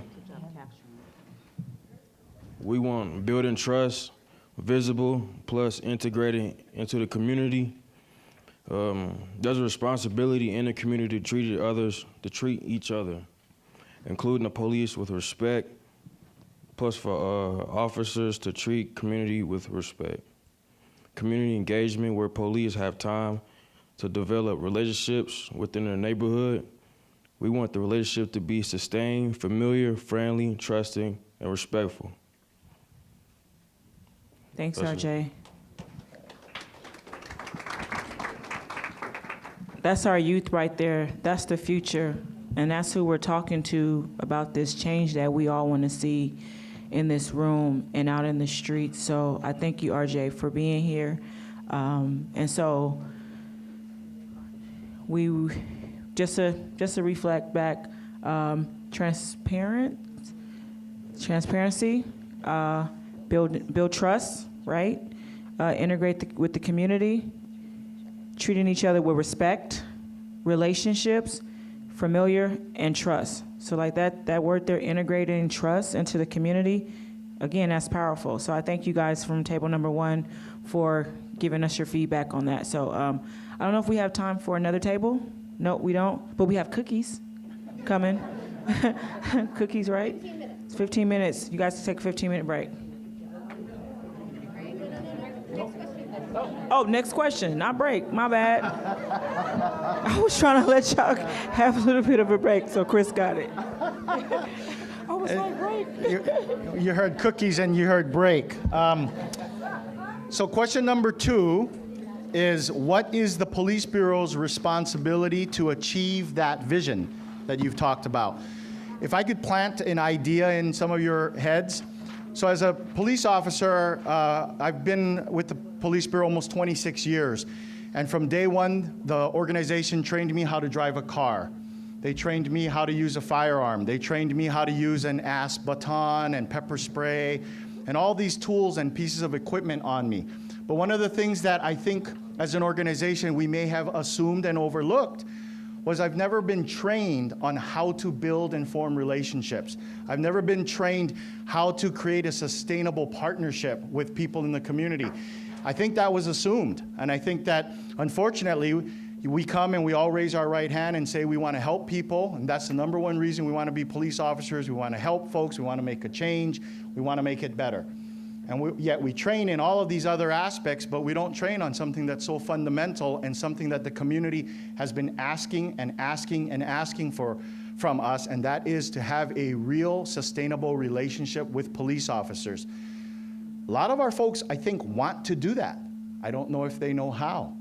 Some of our folks naturally do know how to do that just because they're an extroverted personality, they're wired that way, and so you see the same folks at many of our open houses and events and things that we do as a community.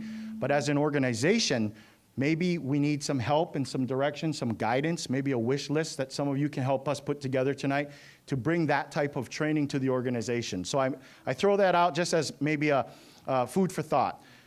So with that, have your conversations. I think you have 15 minutes for it.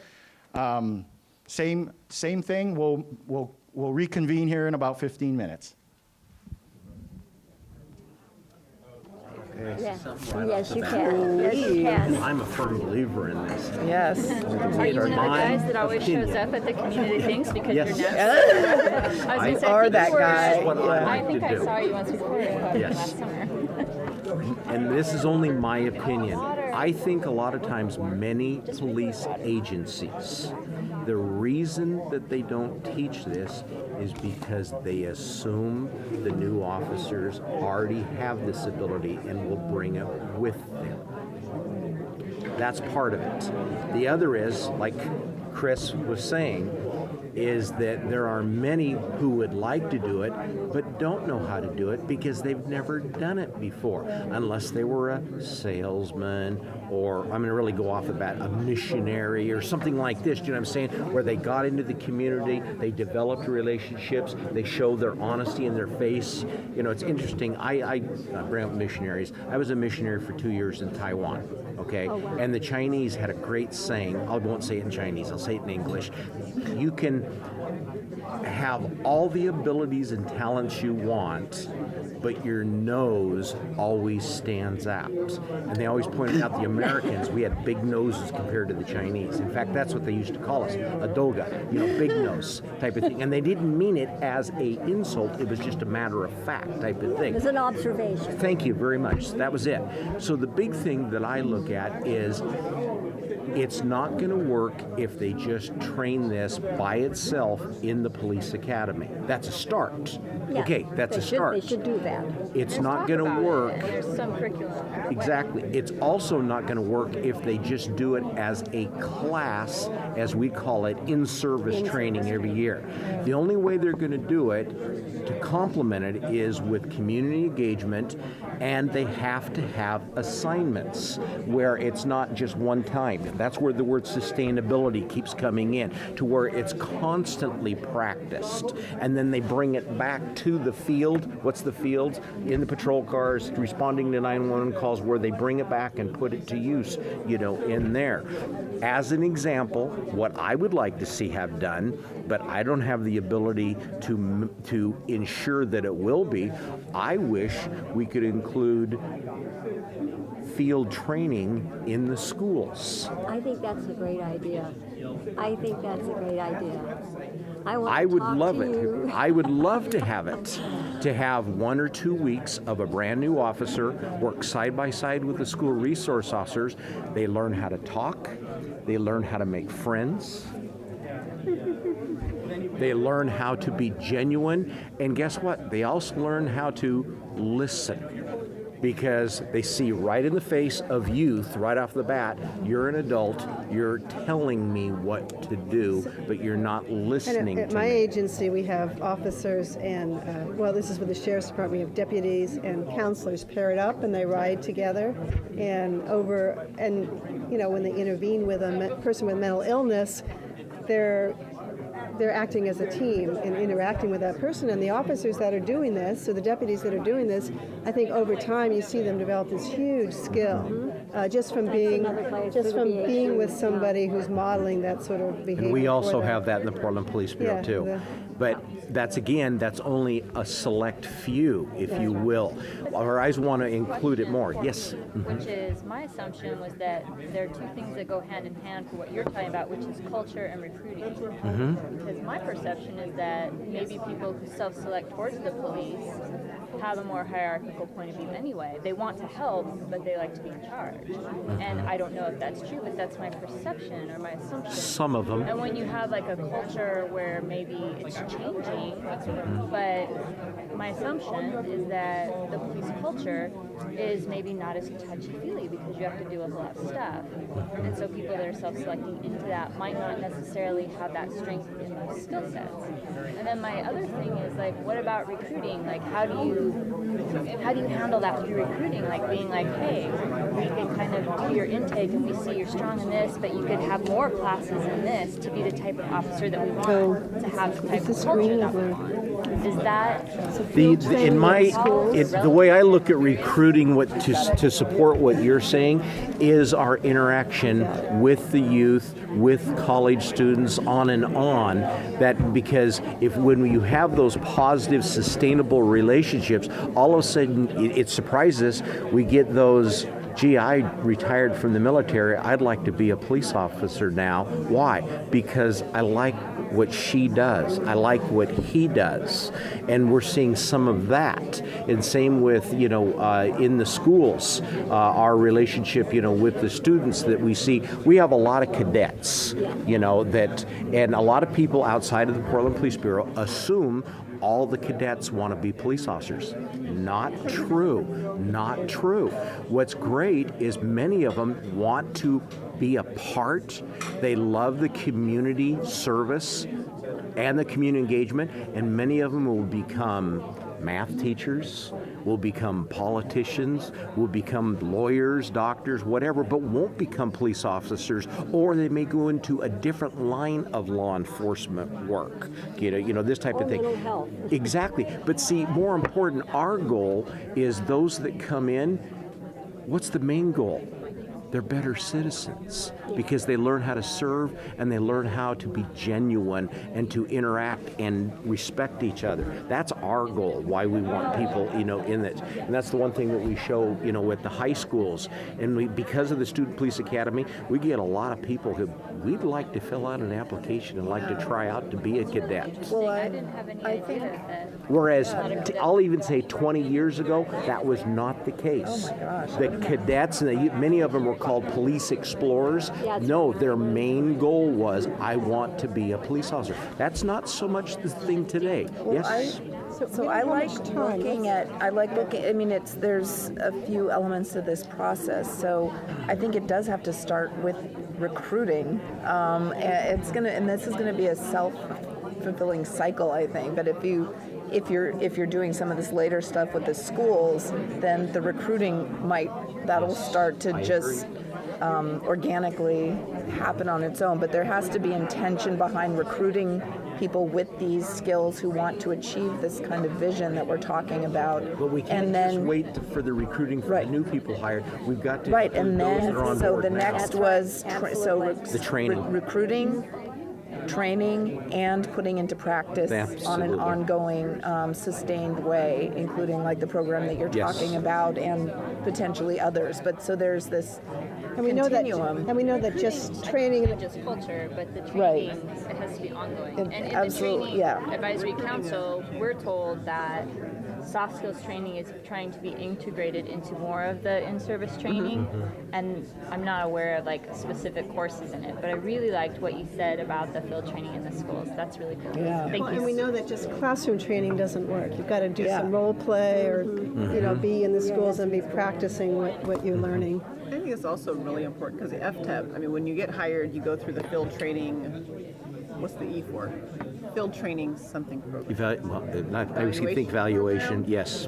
So all the officers for the first 18 months, they're on, they're getting trained. They're on probation. So they're going through 7 months of classroom and role play and hard skills training.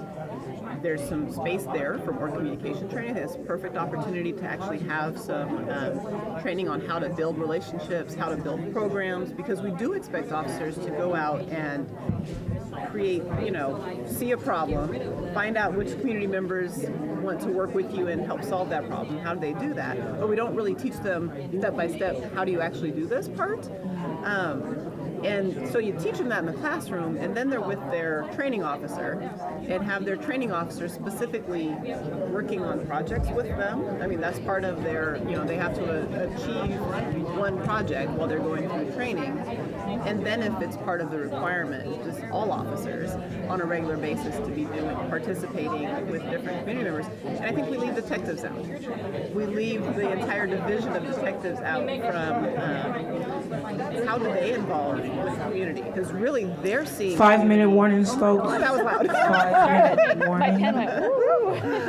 I think the detectives are seeing people at even more vulnerable moments than officers. Almost every time the detectives are seeing people, they have been the victim of a crime that was worthy of a detective being assigned. So these are major crimes. And how are they integrating with the community? I have one other thing that came up a number of years ago in the CIT, the advisory board. And my observation was that if officers have they have a 2-year college of law enforcement, and it seemed to me that it would really, some of them come with bachelor's degrees and with more education. But it seemed to me, with all of the problems that we had with the mental health, that if these officers could have at least one term of mental health and then have another term where they actually were working in the field with the police in mental health, that would give them a lot more information or insight before they even applied as a police officer. But I know. I raised the bar. Yes, I raised the bar. I raised it really high. When I had do that after we hired. Well, yes, yeah. Well, this to me that says to me that if people who do take mental health education, college education, and maybe take law, that this would really make a well-rounded person to apply for police work. But I will say this, the behavioral health unit has been instituted, and it's done a really wonderful job of training the officers with the ECIT. Yeah, so I've been very pleased with that process. So, but anyway, I just wanted to throw that in there because this is something that I looked like maybe this would help. This was before we had your point is well taken. If we can't get enough police officers as it is, and so we need to not raise the bar to getting higher. Since we're just about to, perhaps we'll get called again to report out. You never know. We could be lucky twice. Okay. Here's what I have that we said should be the Portland Police Bureau's responsibility in this relationship building. First, the recruiting process should factor in relationship skills. And then we hoped for improved training at the academy. We said there should also be in-service training with assignments, and this should include the detectives as well. That there should be early career field training in schools, and that officers should then continue to build relationships with young people, for instance, through the cadet program. We mentioned collaboration a couple of times with mental health workers and said that would build skills. And then we also said that supervisors have to model this. It's not just. Yeah, I feel like that covered it pretty well. But I just We got want it? to say that Brian Farman is the captain that we work with a lot. And what I keep telling people that ask me about what I'm doing, I keep telling them that there's this huge window of opportunity for culture change because so All right, many community officers family. are retiring and rolling off. So we have this like 5-year window kind of. That's why I feel like it's so important that it's the police bureau's responsibility to focus on. When I say one, expanding, and recruiting. two. All right. How do you guys feel about that second question?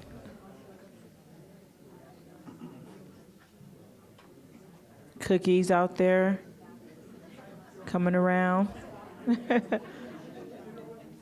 So the table in this round that I feel most closely to call on right now, it's going to be 5.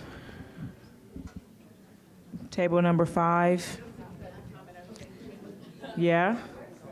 I also want to thank all of my COAB members that are at each table. Give them a special shout out for all the hard work that they do.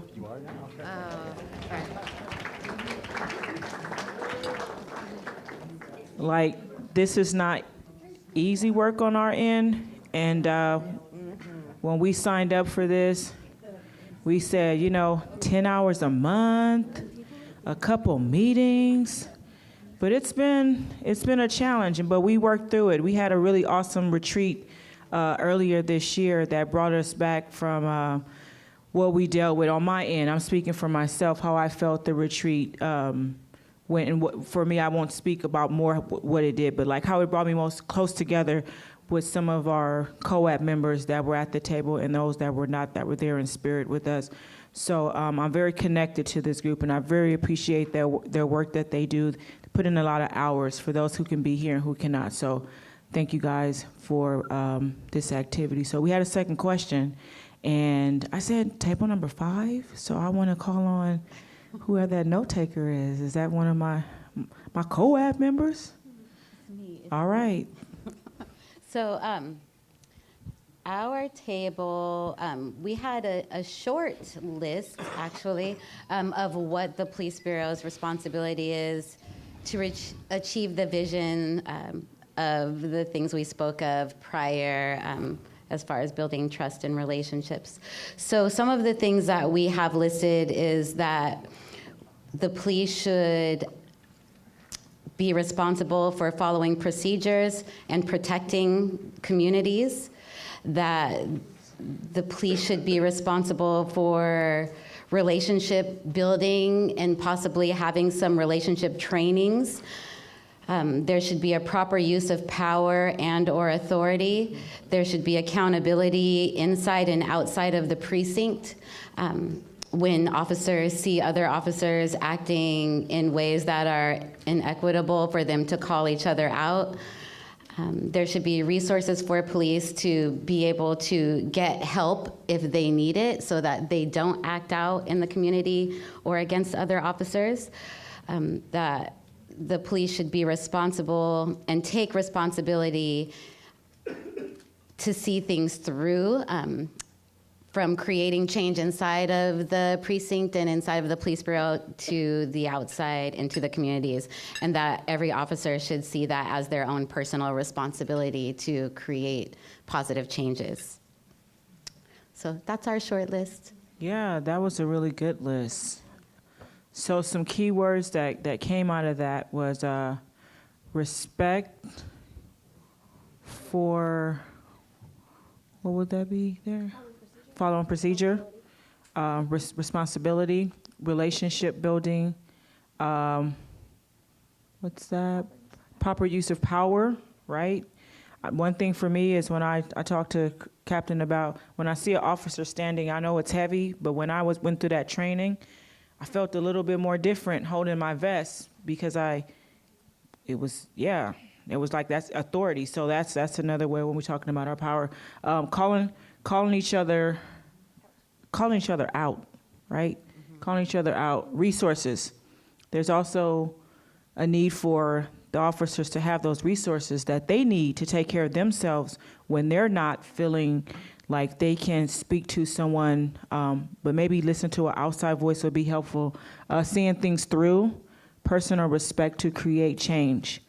So thank you, table number 5. And I also want to touch on table number 8 for me to report out. So whoever would like to take that.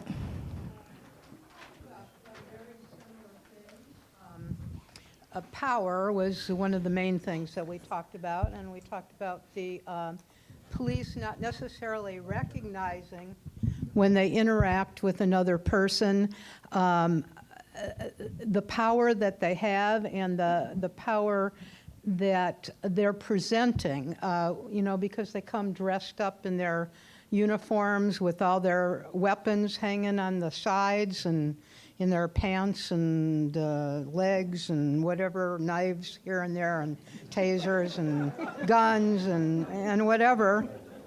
And in that regard, it does affect relationships with all people, including family people and with wives, and perhaps causes some issues in employee power dynamics, gender issues. And a person by the name of Gil Martin was mentioned as someone who has written on this topic and written on the topic of entitlement, and maybe an author that you want to read. So we felt that there needs to be more training on interacting with the community, and a need for more interpersonal accountability as opposed to system accountability. We talked a lot about the scheduling problems that create sort of not normal relationships, because as our police person was talking about, if you work nights or you work 3 days and have another 2 days off, you aren't working the same schedule as other people. You can't, play with them and work with them and go to church with them, and that causes issues. We also talked a bit about officers perhaps living in Portland and owning the community as opposed to living outside and just coming in here for work and leaving. Another emphasis for us was officer safety, and a belief that although officers need to be safe, the emphasis should be on everybody being safe, not just officers. That's basically what we talked about. Thanks, Table 8. That was awesome. So what I heard was some captured words. Safety is huge, most definitely. More training or interactions with the community. The emphasis on interpersonal accountability, and looking at how an officer's shift schedule affects their work. Again, building the relationships inside the Bureau with one another in order to be effective on the outside with community as well I would say is important. Yeah. Is there anything else on that? All right. Thank you guys so much for that. Just Jimmy? Yeah. Oh, you did another table? Another question, right? Yeah, we have one more question. One more question. We'll call on you, Jimmy. We'll call on your table on the next one. Huh? Jimmy's Promise. like, I want to report out. Jimmy's excited. He wants to report out. So we heard a lot about the relationship pieces and the responsibility of the police bureau. So question number 3 is, what is the community's responsibility to achieve that vision? Understanding from a police bureau perspective, we have to be cognizant and recognize the traumas that some of our members in our community have suffered, and be willing to take a step back, if you would, and really listen, really be there, be present, and listen to the hurt, listen to the pain. If we can do that as a police organization, it really opens the doors to the community, and it helps the community take that necessary step forward to maybe meet us halfway, or at least take a little incremental step towards that. So I will say on behalf of our organization, we are human beings and we are not perfect, and we have made mistakes in the past, and we realize that we have caused trauma and harm in the community. And again, we internally, looking at our organization, have to make sure that we let our membership know that they will not be vilified if and when they make a mistake, if we only make sure we own it, right? And that's what the community's been asking. So again, this last question, if you would take some time and work on this with the community's responsibility and how we can help strengthen that relationship with the police, that'd be great. Yeah. All right. Okay. Okay. So they gave us 15 minutes? Yeah. Yeah. So it'd be nice if we could make sure that everybody has a chance to say something. So maybe even kind of go around the table or something. Oh, yeah. Mm-hmm. All right. Are you gonna don't? Okay. I ain't laughed in a long time. Sorry. Well, it starts with the kids.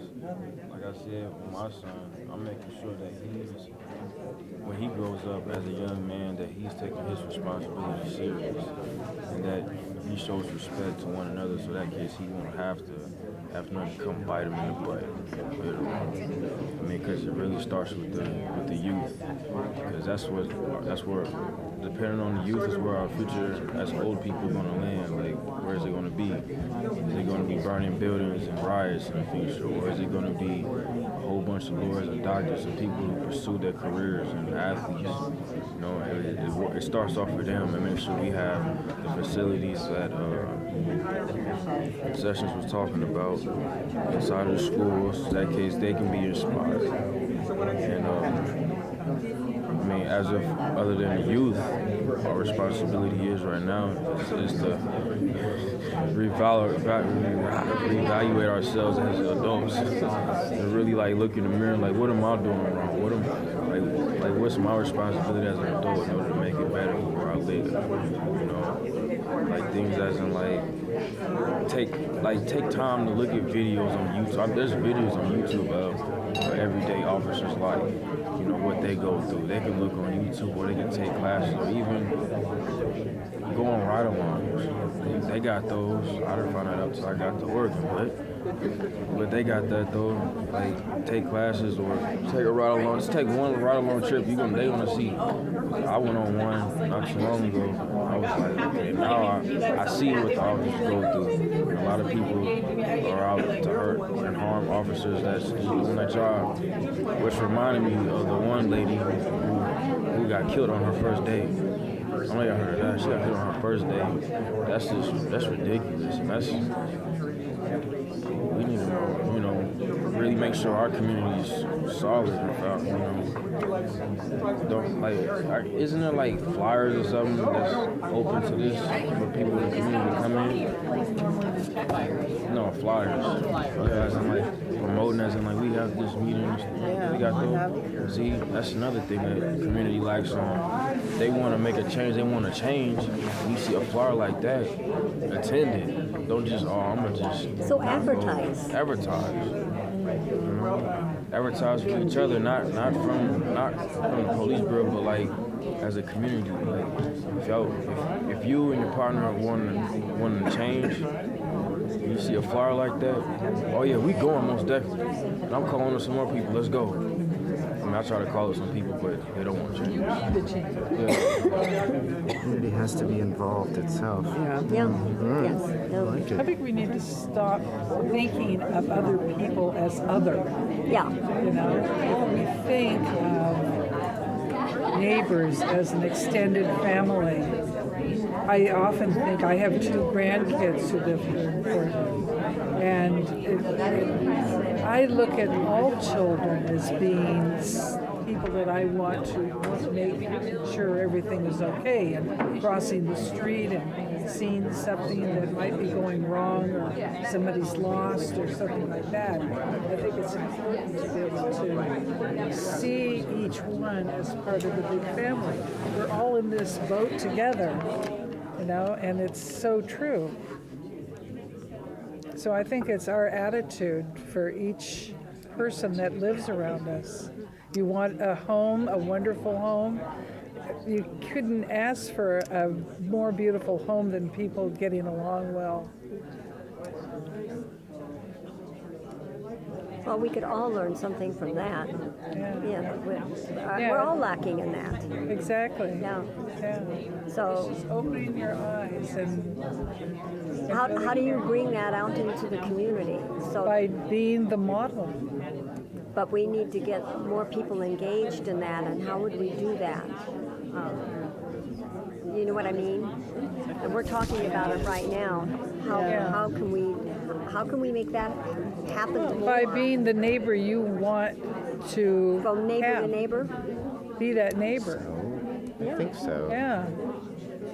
Inviting the neighbors to something, There's so many people who sit alone in their homes wondering why somebody doesn't come by. And I think that's the nice thing about communities, especially clubs or church groups. There's somebody out there calling, there's somebody out there caring, and it just takes, how would I feel? And then you turn around and do that. Do we still have neighborhood police watches? Yeah. Does that still go on? Yes. It was years ago when my neighborhood did a neighborhood police watch, and it was just great because we got all the neighbors together and we got some officers there, and I just thought that was a wonderful chance to connect with the police and to increase the the viability of the neighborhood. So that's something to really try to promote. Yeah. Well, the neighborhoods, I love the way that the neighborhoods were arranged in Portland. Yeah, Portland's because special that Portland way. Parks plays such a role in bringing people together for the films, and there's just a lot of community involvement that is, I think, so special about Portland. I think one of the things, I don't know what they call them, but 1145 and over in Albina, there are different, there's an idea now being discussed about, I think, community members going on walks with police officers in more areas, because it started out as a response to gang violence. And so in certain neighborhoods, pastors are walking with community members, or with police officers and other community members. But it works really well, and it's a good relationship building, and kind of the idea of community members being ambassadors for police officers to their neighborhoods. Yeah. I like that a lot. That's good. Community members as ambassadors. Yeah, it has to start somewhere if you're going to do the modeling, and it always starts with you. Yeah. And I think that idea, actually I think a student came up with that at one of Laquita's forums. Hey, community family, we got 2 more minutes, please. 2 more minutes. Thank you. I haven't heard from you guys. Something. I was just thinking about how officers, when they encounter people having their kind of like worst day. And also we have disparity in our community, so I feel like it's tying into what you said and also what you said. It's our responsibility to like make sure young people have opportunities for success and be the change that you want to see. As a community, as a city, there's a lot of disparity, and it's on an economic level, it's on a school level, and as long as people are kind of checked out and being like, oh, well, the police, they have to go into these bad areas. Why are there bad areas? And that's about, I think, being accountable on a deeper, broader level that ties into what both of you said. But I feel like that's very big and not specific or actionable in any way. But it's It's true, though. I know exactly what you're saying, and that's, So officers and that's are what's going so to have to hard go into about it. bad areas. Why are they bad? Because we're not building community equally. That's right. And that comes down to taxes and how those taxes are spent, So as a unfortunately. community, can we Right. advocate for more equitable Right. city conditions? Yeah. Like, it's all in a domino effect. Like, the reason why that area is bad, when people say it's bad, because it's due to people who's living off of disability and government income for all their life. And then rents get boosted up. Then they got no choice but to sell drugs. When they sell drugs, they got to learn how to defend themselves from getting robbed. And when they get robbed, you're going to have to shoot somebody or stab somebody or defend yourself in order to make it out and see another day, which leads in all the domino effect. It's like raising the kid right. And then if he goes in the opposite direction of where you're trying to raise him, then you got to worry about his safety. And then when he's causing in the streets, and then it's all going to be a big mess because it basically boils down to the baby, like raising them right in the right direction, really. What's our obligation to make sure that there's a full competency for students? That's right. All right, it's time. When I say one, it's our last question. 2. All right. Give you guys a couple seconds to rush it up. Table number 7. Mr. Jimmy. Timmy gonna report. Yes. Thank you.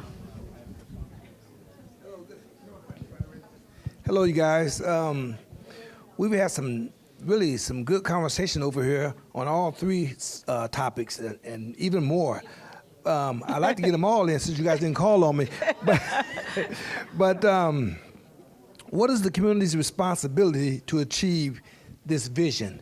And that is to achieve the vision of relationships between police officers and the community. And our expectations is to build capacity to handle issues that police have to handle. There are issues that police need to handle. They come into the community and they need to do certain things.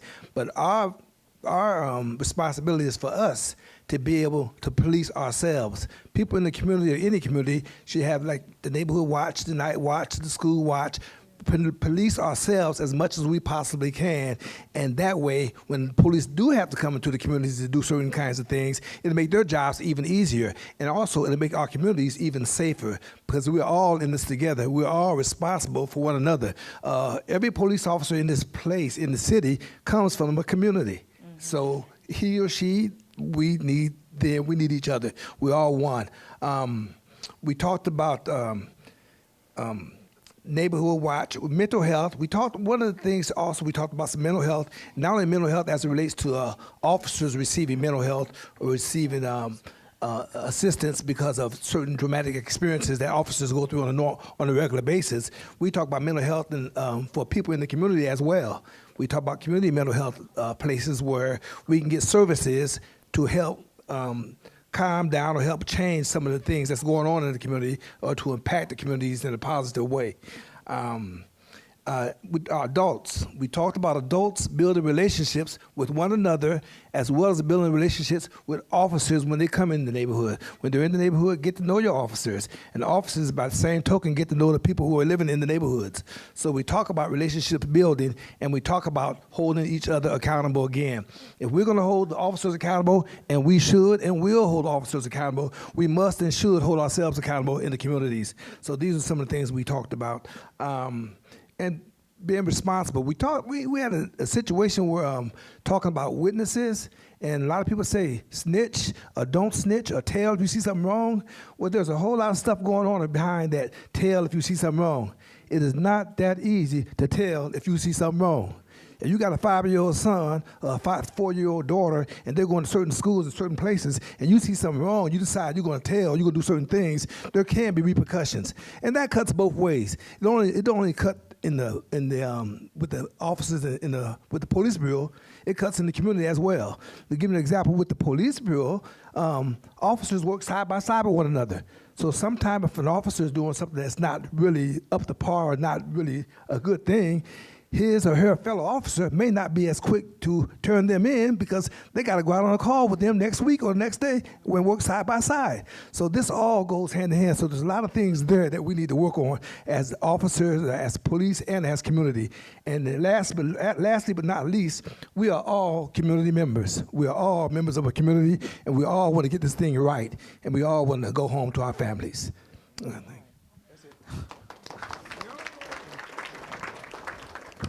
Okay, Jimmy, I do not need to say much about that. But what I will say that I did recognize in that piece when we talked about, when you brought up mental health and supporting officers and adults, building relationship with each other, including police in our community, the safety, because we are all in the community. So it's just not on one person to bring that. When we talk about that community, when we look at that N-word, is unity, right? So when we feel that we know our neighbor, when we feel that we know each other, we can support each other a little bit better. So I really appreciate you guys at that table bringing that last question home. I'm also going to call on our last table, and that's going to be number 3. Lucky number 3. I got you. I'll stand up. Oh. Table number 3, last, right? Last but least? No, not least. We had a lot, I've heard a lot of our discussion from Jimmy and others, so this is really interesting and really good that people are on the same wavelength here. One of the things we talked about is the idea of encouraging, somehow providing incentives perhaps for police officers to live in Portland neighborhoods. And how do we do that? Is there a way to, we talked about, as a community, we're often willing to give a corporation a tax break to open business in Portland, but why don't we do that for people who provide essential services to the city, like police officers? And not to mandate that, but to say, hey, if you live in Portland, we'll give you an incentive to do that, okay? We talked about being open as a community. We need to be open to having this conversation that we're having tonight, to talk not only amongst ourselves, but to talk with members of the Police Bureau and to get engaged in that conversation.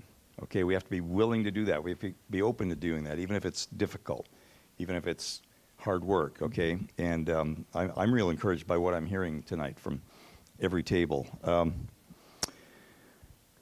Well, I touched on this a little bit just previously, but community also includes the business community. The business community can have a tremendous impact in this conversation, and we need to bring them to the table, whoever them is. But I mean, the businesses in our city, large, small businesses, the organizations that represent businesses, et cetera. How do we bring them into the conversation and have them start helping with this discussion? Another thought was a program where people from the community can be trained and actually be out with officers on a regular basis, not a ride-along type of thing, but actually working with officers to be community liaisons or cultural interpreters or something like that, but to help bridge those gaps that exist and to help people understand each other who are coming from different places. And we have people in the neighborhoods who would be willing to do that and have some role in day-to-day policing. And then finally, we talked about community-based programs that we ask the police officers to do a lot of things that they really aren't trained to do, and that community organizations need to be supported and supported financially and in social ways to really step up and provide those services that we are now asking the police to do and to provide, that they're really not trained for. It's really not, and maybe shouldn't be part of their job. And that's, dealing with various communities, but dealing with mental health issues, with houselessness, and all those things. Those are community responsibilities. And we always kind of look to the police to be the people who come out and respond to things and have to deal with it. So how do we bring those organizations together as part of the community? Okay. Thanks, Paul. Thank you so much. since want to be respectful of everyone's time, we do have a couple reflections that I would like to ask a few of our COAB members, but I do appreciate table number 3 with what was said about the organizational support, because some of the issues or some of the things is that it's not the officer's job, but we can call on some of our community health workers, our peer support persons in our community to be able to fill some of those gaps that is needed. But lastly, like I said, respecting time, we're almost there. I would like to call on 3 of the COAB members to give us like short of what you got from this as a reflection and what we're going to take away from that. So if I can call on my COAB member Sharon, and then I'll have Philip, and then I'll have V. If we can keep it timely, please, I would really appreciate it. Thank you, guys. Thank you. First of all, I want to say thank you to everyone who was here and engaged and participated in this process. It's really just a wonderful thing to see and to be a part of. So thank you all for taking that time. I think we heard some really, really great stuff tonight. And what really stood out to me was how we heard these themes coming up over and over from all the different tables, and for each different question, it was still the same theme. So it was respect, and it was trust, and accountability, and engagement, and relationship building. And so, you know, that's really encouraging to see that's come to the surface in so many different ways and is consistent. But what to me was one of the most encouraging things was the talk about the engagement of our youth. And that is such an important piece of this. And I was very fortunate to sit at the table with RJ, and he just really demonstrates where we can go and what our future can be. And I know he's a model for his son, and he's a model to the rest of us for the community. And it gives me a lot of hope. So thank you again for being here. Thanks, Sharon, so much. I'm going to call on my COAB member, Philip, please.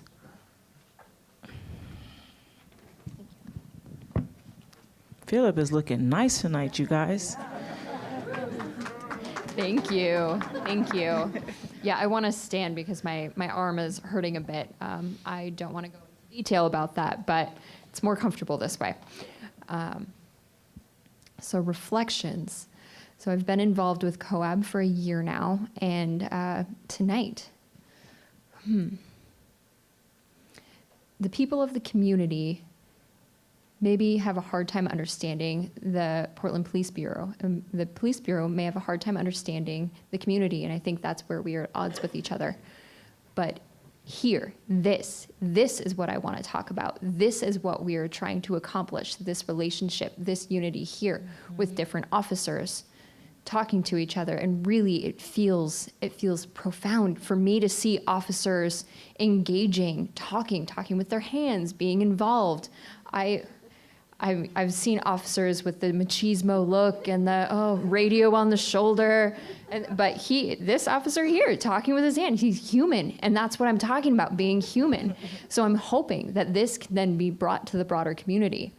And I really believe if we continue to do this, we will be successful. That's all I have to say. Thanks, Philip. Can I call on V for me, please? V to give a reflection. Thank you.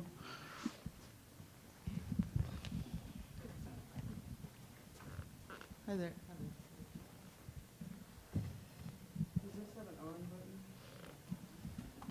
Hello? Okay, there we go. So I'm totally going to brag on our police officer because we have a rock star. She actually lives in Portland and lives in the same neighborhood that she grew up in, which is phenomenal. And so I was really pleased that Jessica could join us tonight and was so honest and forthright. I really appreciate that.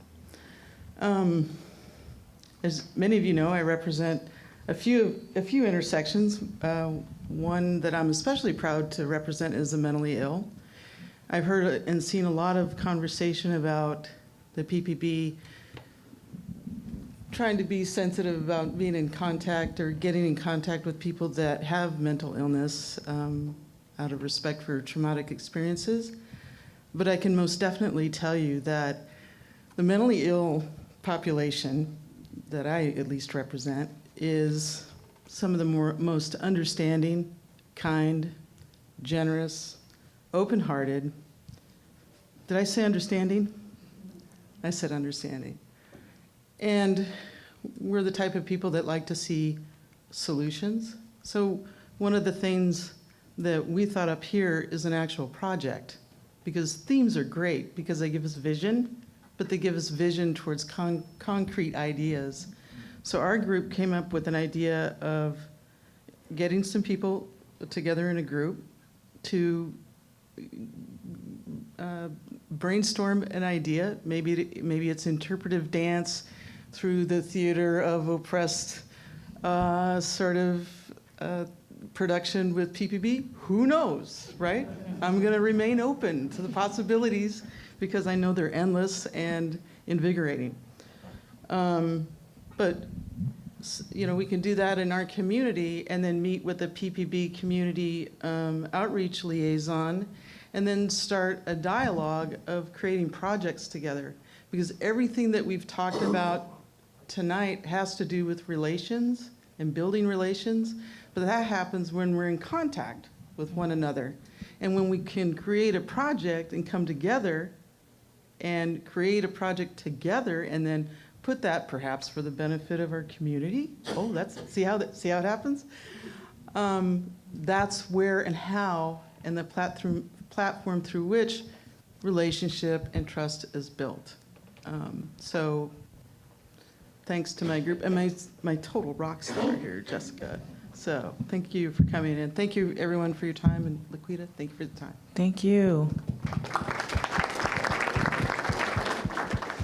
Yeah, we all deserve a round of applause in this room. We all work hard in our own capacities in the spaces that we represent the people and the reason why we're here. So this was very important. It's a very good dialogue on community engagement and what we want to see. We got some takeaways. I know I'm thinking a lot as I am doing this work up here, but also there's like what we would like to see, you know, after this. There's the 3 questions that we asked ourselves in this room, but we also would like to ask that to our friends, our family, you know, other people that we work with that were not able to get here this evening. And there is, Kathleen just gave me the white card. The white card, is Chris going? Okay, Chris, I'm sorry, you guys. Chris is going to highlight on the white card. So there's one more question that we have for everybody. Bonus. And that is, the bonus question is, what is your personal commitment to achieving some of the goals and some of the challenges that have been laid out tonight? So if you could take that white card and write down your personal commitment, that would be awesome. And you take that with you, put that on your refrigerator, post it up on your bathroom mirror, whatever it is, so that it continues to challenge and remind you about what your commitment to making the relationship between the community and the police better and stronger. That would be fantastic. You have about 3.5, 4 minutes to do that. Thank you.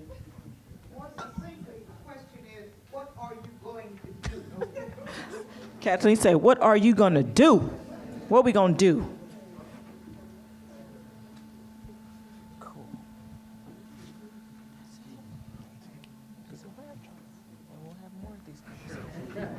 Continue doing what I'm doing.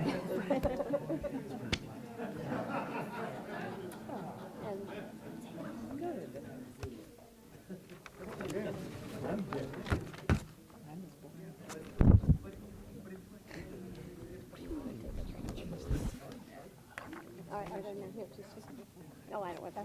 Pass it around. I'll pass it around. There you go.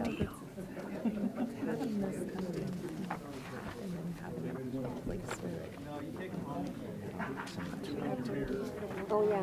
Oh. Yeah, I think, well, I might take that. Yeah. Do you have a business card?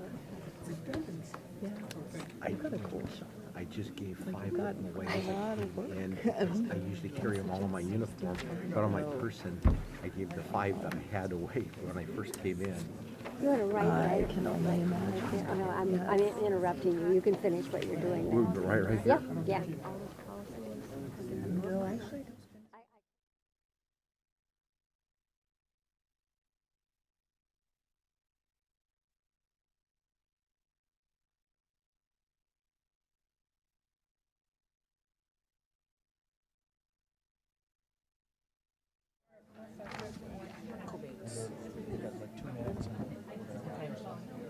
You can also note that it gives a little bit of information on what happens next. All of this is going to be posted where? Tonight. COAB.org. Coco COAB, it's all going to be there. And when will it be there? By the end of next week, hopefully midweek. By the end of next week. Okay.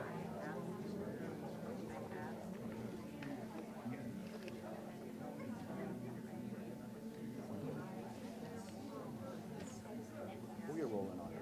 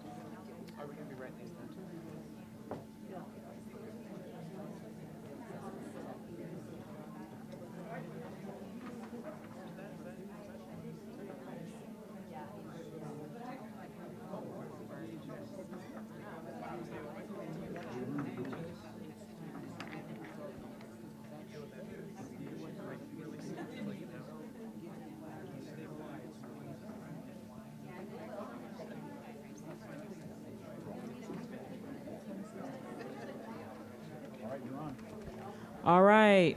Thank you guys so much. Everybody good?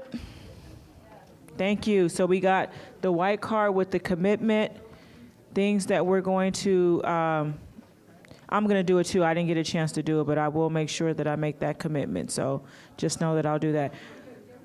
3 big questions that was asked tonight. There's a stack of papers on your table.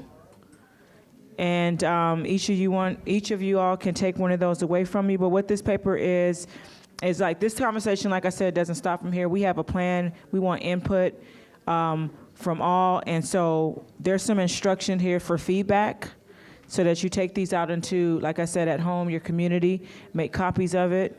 You can get it back to the COAB. Everybody's just like ready to roll. All right, so you have the paper, there's instruction, there's things to do. Please, please, please give us feedback. We want to know how you guys feel and how other people feel. Thank you so much. Thanks for coming out. See you soon. You're welcome. Anything else? Yep. Oh, one last thing. One last thing. Can you make sure that all of your cards, the pink, the blue, and the green card, can you make sure you get that to Amy or to Mandy? And at the end of next week, they're going to have all of these cards posted on the website at the end of next week. Okay? Thanks.